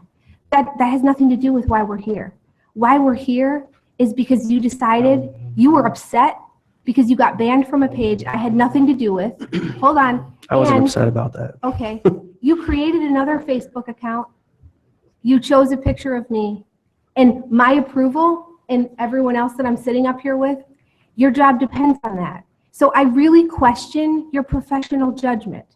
That's what this is about. I'm worried that if a citizen who sits next to you on a board or committee disagrees with you, that you may treat them that way. And I'm worried that if another citizen from this community comes to that podium to speak and you disagree with them, that you might do that to them also. And because you represent the city, that matters. Only because you represent the city. If you don't represent the city, you're free to have whatever opinion you want, and that's on Lucas Ratliff, not the city of Delaware. So have you reached out to the other members of the boards that I sit on? Why would I do that? Because you're scared if I disagree with them, what would happen? So have you reached out to them to see what their thoughts are? No, I'm That I serve with? basing it on your past behavior. My past behavior, okay. So how about my past I'm behaviors not gonna actually argue with you serving on my anymore, sir. boards? I'm not going to argue anymore. Thank you. Any other questions? Comments? No, I think really I just want to clarify. I know I did reach out to Lucas really in an attempt to see if there was a willingness on your part to acknowledge what you had done, that it, in my opinion, was inappropriate, and that perhaps a text or a call or a message to Councilwoman Keller could have helped. That didn't happen. I mean, our meeting was productive on a lot of levels with respect to the levy. Mm-hmm. But what I was trying to really tease out was there an acknowledgement on your part and a willingness to see what you had done and looked at it as, I think, stepping over the line. I don't think it was an issue of, it certainly was an issue, and I think I made this very clear during our meeting, your opinion about the levy. That was not it at all. You raised a lot of issues that I think were need to be addressed. It was really stepping over the line and doing what you had done with respect to another public official in your, and I, during our meeting, didn't see any really movement on that, and I didn't pursue it because I can't. It's not my appointment. Your recollection with respect to me saying that council wasn't going to remove you, it's not my recollection at all. Because I can't. I have no control over that. If anything, I would say that's ultimately up to the mayor to make her decision with respect to that, and that's why I had recommended that she meet with you, because ultimately it's her appointment. It's not my appointment. These are boards and commissions, and they're outside of my scope of responsibility. But I just How long wanted. did that meeting last? It was over an hour. It wasn't, you had to get to a meeting. It wasn't 2, but it was over an hour. It was started at in, 10:30. yeah. And I would agree with you. I think we covered a lot of ground, and a lot of that was with respect to the levy and whatnot. But I was really it was an effort on my part to see if there was a willingness on your part to acknowledge, and we talked about that. And I think at that point you made it clear you weren't going to apologize. You weren't going to communicate that back to Mrs. Keller, but if you appeared at a meeting as a Parks and Rec Advisory Board member, you might say something. So, and that was really the extent of it, and I wasn't going to push it because you're not a direct report to me. You're a member of the community. You're a board and commission member. You're not an employee who I'm responsible for. So that was really the extent of it. But I would agree with you. I thought it was. I mean, I appreciate that. And like I said, I think we had a great conversation, and this, to me, when I bring that up, because it was just, as I mentioned prior, the 2 meetings were very different tones. Like I said, mine and yours was very positive. You did bring up to apologize, and I did share that I feel that she's not entitled to an apology. Right. I think that it's a levy, and we're here to share our thoughts, regardless of if you serve on a board and commission. That's what kind of inspired me to get involved in this, was kind of seeing some of the information that was being put out there that I didn't necessarily feel was the correct information, whether that was, telling senior citizens to vote because it wasn't going to affect their income tax if it wasn't earned income. When facts like that are being put out there, I think it's misleading, and I think it's wrong. And, I work for a government just like you work for a government. And I truly believe when it comes to levies, the duty of the government is to present the facts and say, this levy is about you receiving this. If you want what we're offering, then yes or no. I mean, to me, it's that simple when it comes to levies. And the schools do a great job of it. They have the support of this community, and they get what the needs are for their kids and their staff, and it shows when they go out for levies. And obviously, we see a disconnect with the city and our citizens. So it's unfortunate, really. So. And you have something? Yeah, this is totally council's decision, and I don't have a vote or say or anything. I guess as your city attorney, I would like to just say, and I don't think I've heard anything like that. I want to make it clear.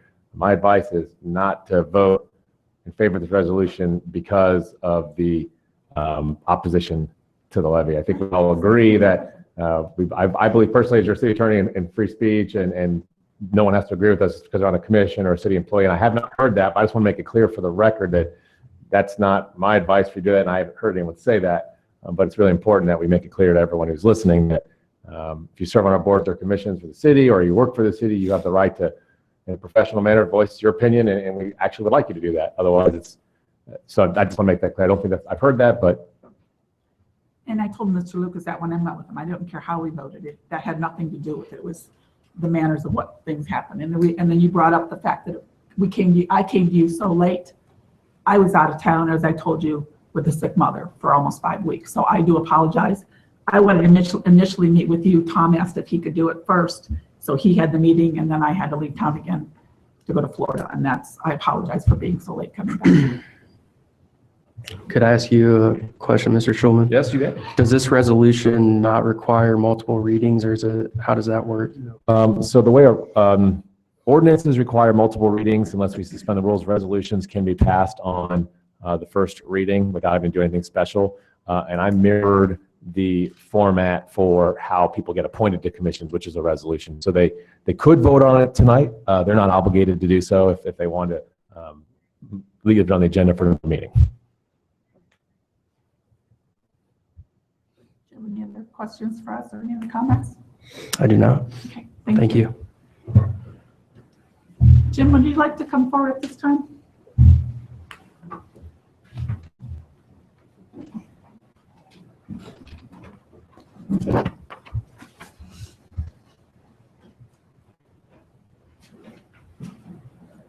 Hi, my name's Jim Browning. I'm at 189 Hawthorne Boulevard.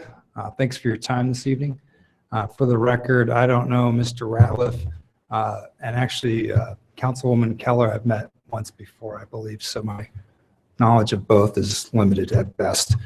I was co-chair of the failed levy, and the co-chair and I came up with a statement together, so I'll read that.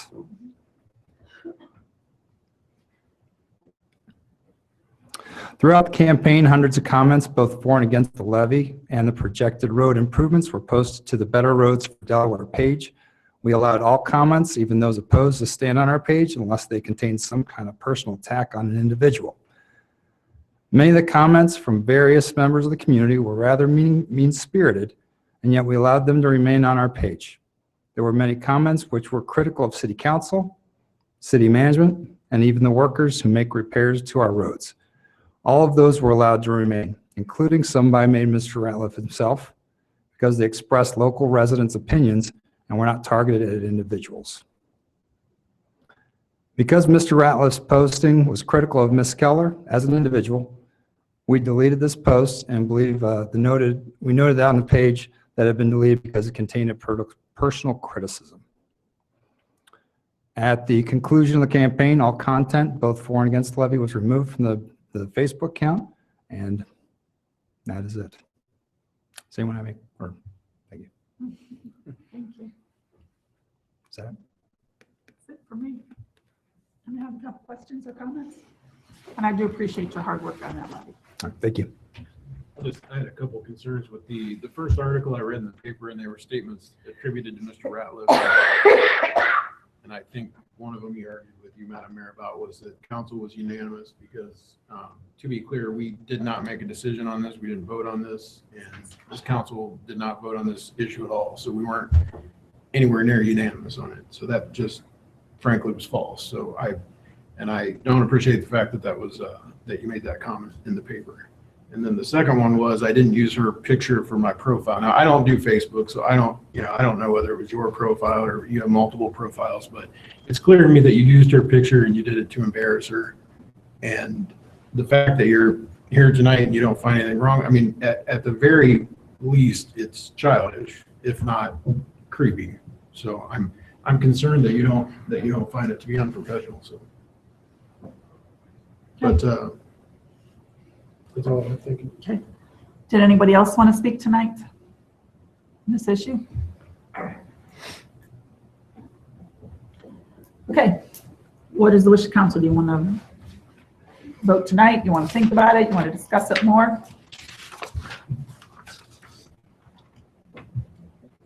I move to approve Resolution 17-02. Is there a second? Okay, I have a motion by Mrs. Keller, a second by Mr. Jones. Any further discussion? Roll call, please. Mr. Jones? Yes. Mrs. Keller? Yes. Mr. DeGenova? Yes. Mr. Rohr? Abstain. Mr. Hellinger? Yes. Vice Mayor Schaefer? Abstain. Mayor? Yes. Motion carries.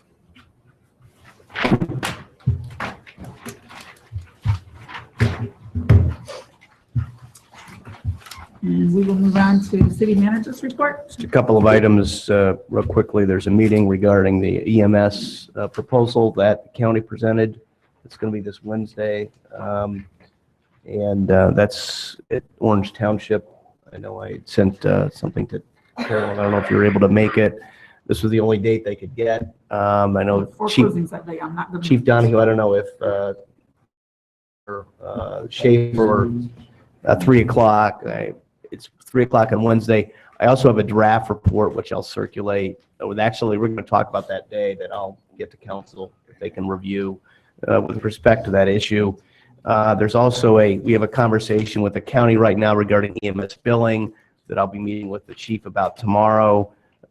This is something that hopefully we can address. It's with respect to the county's practice now that they're going to start billing soft bill for EMS. And when you have that an ordinance regarding EMS, it's right. This is unrelated. Right. Okay. The one on Wednesday is really regarding this report that Commissioner Benton put together, which is a response to a proposal that we made over a year ago with respect to EMS as a service in Delaware County and how it's delivered. So have we prepared any kind of response? That's what Chief Don. That's what this group is working on right now. Okay. Yeah. Okay. Yeah, and that's what I just got a copy of that Would you mind tonight. sending me an email? If I can be there, I Yeah. will, but Okay. Yeah, I will. I'll follow up in the morning about that. I have a meeting with Superintendent Kraft on Wednesday morning with respect to putting together a meeting for our joint meeting with the school board on February 14th. So that is a joint meeting between the two groups. And we have the work session on the 6th regarding parking. Please remember that. The chief mentioned the coalition meeting with, I don't know if Councilman Hellinger, George, if you're going to be able to make that meeting. I should be able to, Okay. yes. And then, Kent, we have not forgotten the age-friendly initiative. I have our intern looking at that and getting some options for that. And I know Lee sent out a note today regarding Citizens Academy. So if you can follow up with him, he's asked for some folks to maybe sit down on a couple of that first, I believe it's the first class. And then finally, Bill Farina and I will be attending a data board meeting next week to talk about transportation, the Point Project, and just getting their feedback on that, as well as some other transportation improvements. And I'll be out of the office on Friday. I'm sorry, when is the school board meeting? School board meeting is your first regular meeting in February. So it's a 13th, not the 13th, I'm You said sorry. Yeah, 14th. I'm sorry. I meant Okay. Monday. Okay. Yeah. And then, so that will be a joint meeting. We'll have some business, obviously. You have the circus stuff on there, but we'll try to keep it as few items as possible. Okay. That it? Yeah, that's all. All right, council comments, Mr. Jones, I have none there. Mrs. Keller, I have none, thank you. Mr. DeGenova. I have a couple, WOW has been in town and they're doing a good job. I have cards here if anybody would like to talk to anybody about WOW and switch from Time Warner. One of my precincts did, and probably 80% of the people switched because we've had problems in one of them from Time Warner to WOW. And many of them were saved either $400 to $100, $40 to $100 a month in their bill compared to Time Warner. Secondly, Tom and I had some conversation today and the levy issue came up. And on the 30th of January, since two of you are going to be missing the 23rd, I don't know whether you'll be back by the 30th, the Monday. And obviously it came up tonight, is to have an open session with our constituents, like a regular council meeting, but only one item on the agenda, and that's the levy. That's to get their feedback as to why they voted for, why they voted against it, and what should we do going forward. Accumulating all that information and then having our own session as to how we're going to approach the levy in probably 2018. 2017, I know the school board's putting on a levy for their operation. And lastly, March, I might miss a meeting in March due to my situation. And I don't know yet which day, or which meeting it'll be, but I'll keep you abreast on that. But I don't know how many are you available on Monday? Well, the first question, I had a conversation, I've talked to a lot of you about this. At some point, we need to have some dialogue on city council about what the next step is. I mean, the public deserves to know what we're thinking, what course we want to take, and that starts, I think, with a conversation. We just haven't really, with the budget, all the budget meetings we had at the end of the year, I just don't want it to be, wait too long. At some point, I think we should just figure out what are folks thinking? What have you heard?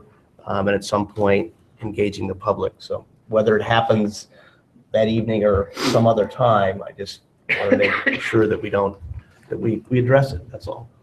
Before we do a meeting, why don't we try to put something maybe out on Facebook and just get a page going, regardless of how you voted, either why or ideas, and gather those together. We can do Facebook. Lee and I don't talked do about it. Facebook. I don't do Facebook. Well, I think we talked about a Facebook's survey.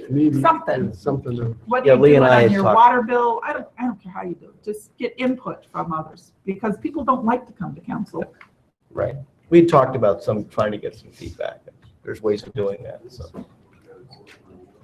I will not be doing Okay, that's all right. Then it's just something There was a that, date that's that all. we had open Yeah. and that we had to decide yeah. on it. And we had, Recreation levy will be prior, I think it's going to try to be prior to the February 13th meeting with the board. And that's the recreation levy. That's just to talk about the closing out those projects and. the four of us, It's the four wards. Four wards, yeah. And I believe that you were okay with that, Chris. I think that was the 13th. Yeah. That's city council meeting, 6. And I'll figure out location depending on where we're going to be meeting with the school board. So that parking study meeting on the Saturday, the 21st, that's canceled now, right? So it was originally. It's February Okay, so that's the one that's. Okay, all right. Yeah, it's a Monday. Monday, February. You can go twice if you want to. Yeah, it's the first Monday. We're going to start that at what time? Like early, wouldn't it? I'm not sure what the time is on that, Jackie. Is that Oh. 6 or 7? Give me a minute. I think it's 7.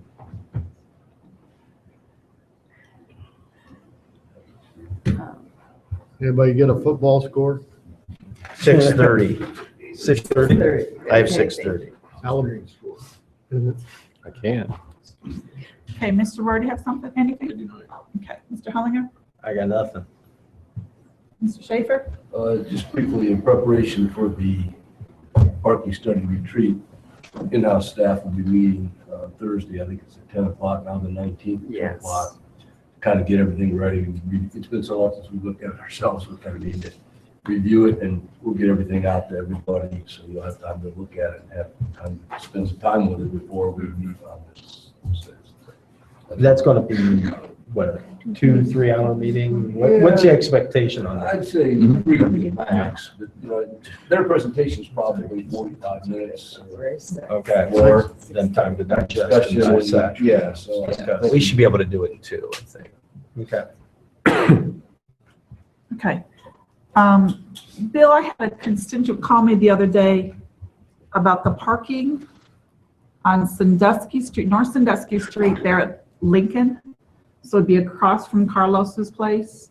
There's an apartment building that sits up there on the corner. And cars park clear up to the intersection. So you have a left-hand turn to go east on Lincoln, and then you've got one that's going to go straight on Sandusky. And when there's a car parked there, it gets very, very narrow. So I don't know if there's a setback line from that intersection.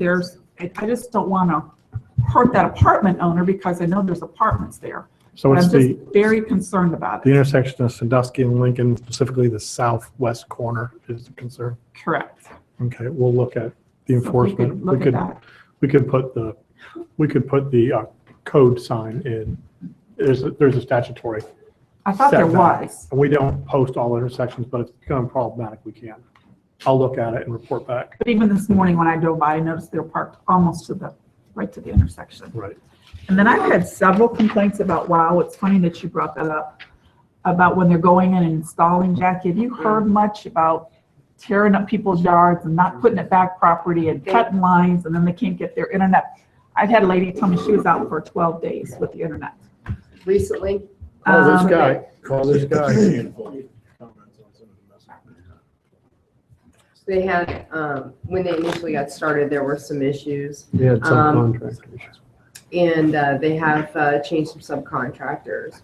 But if you've had something recently, the one thing that we have found out is the folks from WOW are very responsive and they get out there and take care of things right away. And so if there is a problem with a subcontractor, they go out there and take care of it. So but I haven't heard anything, I'll be honest, in weeks now. This was a couple weeks ago, and she was assured me that WOW cut it on purpose because the Time Warner was so slow in getting it fixed, convincing them to go to WOW instead of Time Warner. I said, I'm sure that wasn't the case. I'm absolutely certain that's not the case. She didn't have house code, she didn't have internet, she didn't have anything, so. And I believe I talked to that person, or I got an email from WOW saying that they had spoken with her and they had resolved those issues. And there was a little bit, there were some other things. Okay. And then on the young girl that got hit by your car, have we had any kind of update? I mean, I know what I see on Facebook. I don't know how true everything is. We reached out to the family. We talked to them at all, or? I've not directly. I know that the superintendent's office sent me a text, I think, late last week regarding her situation, and he also asked us about the crosswalk itself, and I know Bill is putting together a report for council as to how we approach that. And I know that this came up earlier tonight with the first person who commented, asking us about that. I know she's back there. Yeah. Sure. Her bilateral surgery of her shins, I believe that was Friday, went really well. They started dialing back her sedation, and she told her medical doctor her name Saturday. And today she recognized all of her family members, and she was awake for about 35 minutes. Great. So really, she's doing amazing. Okay.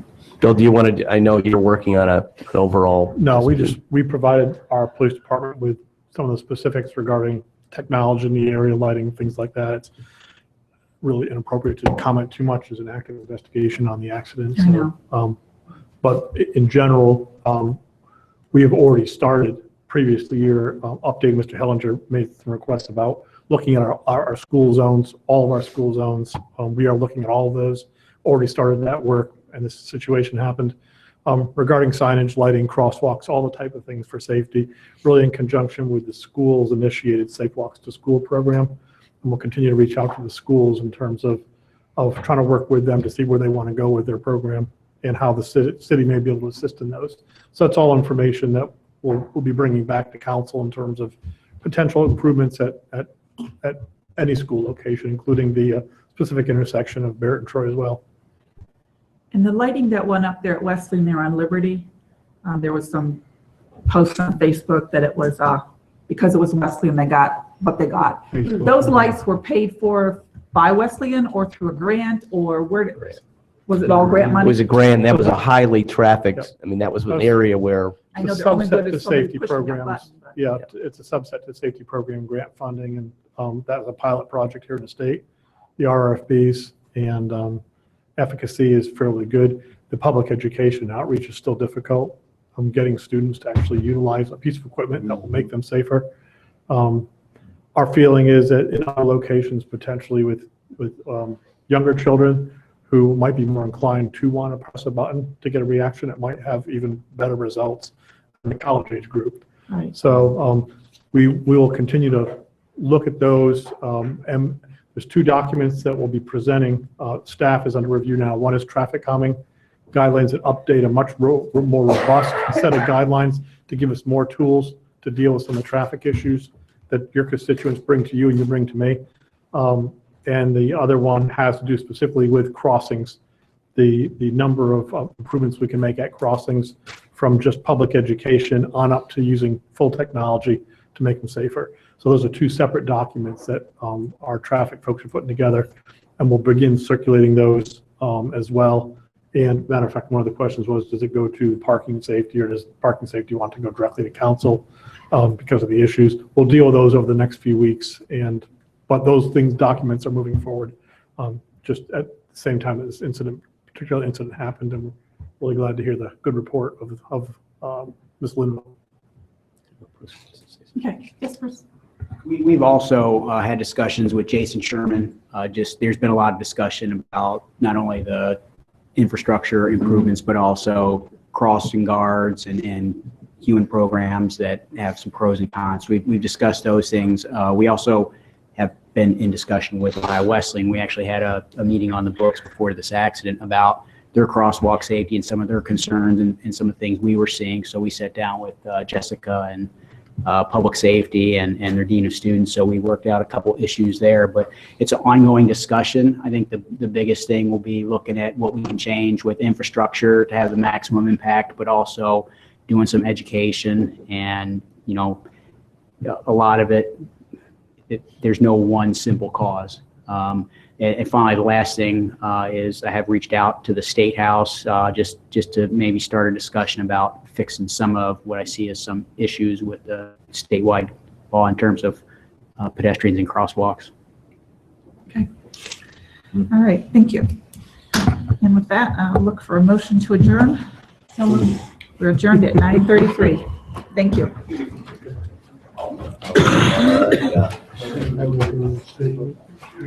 You got it, she's got it. She's got it. She's just not starting it.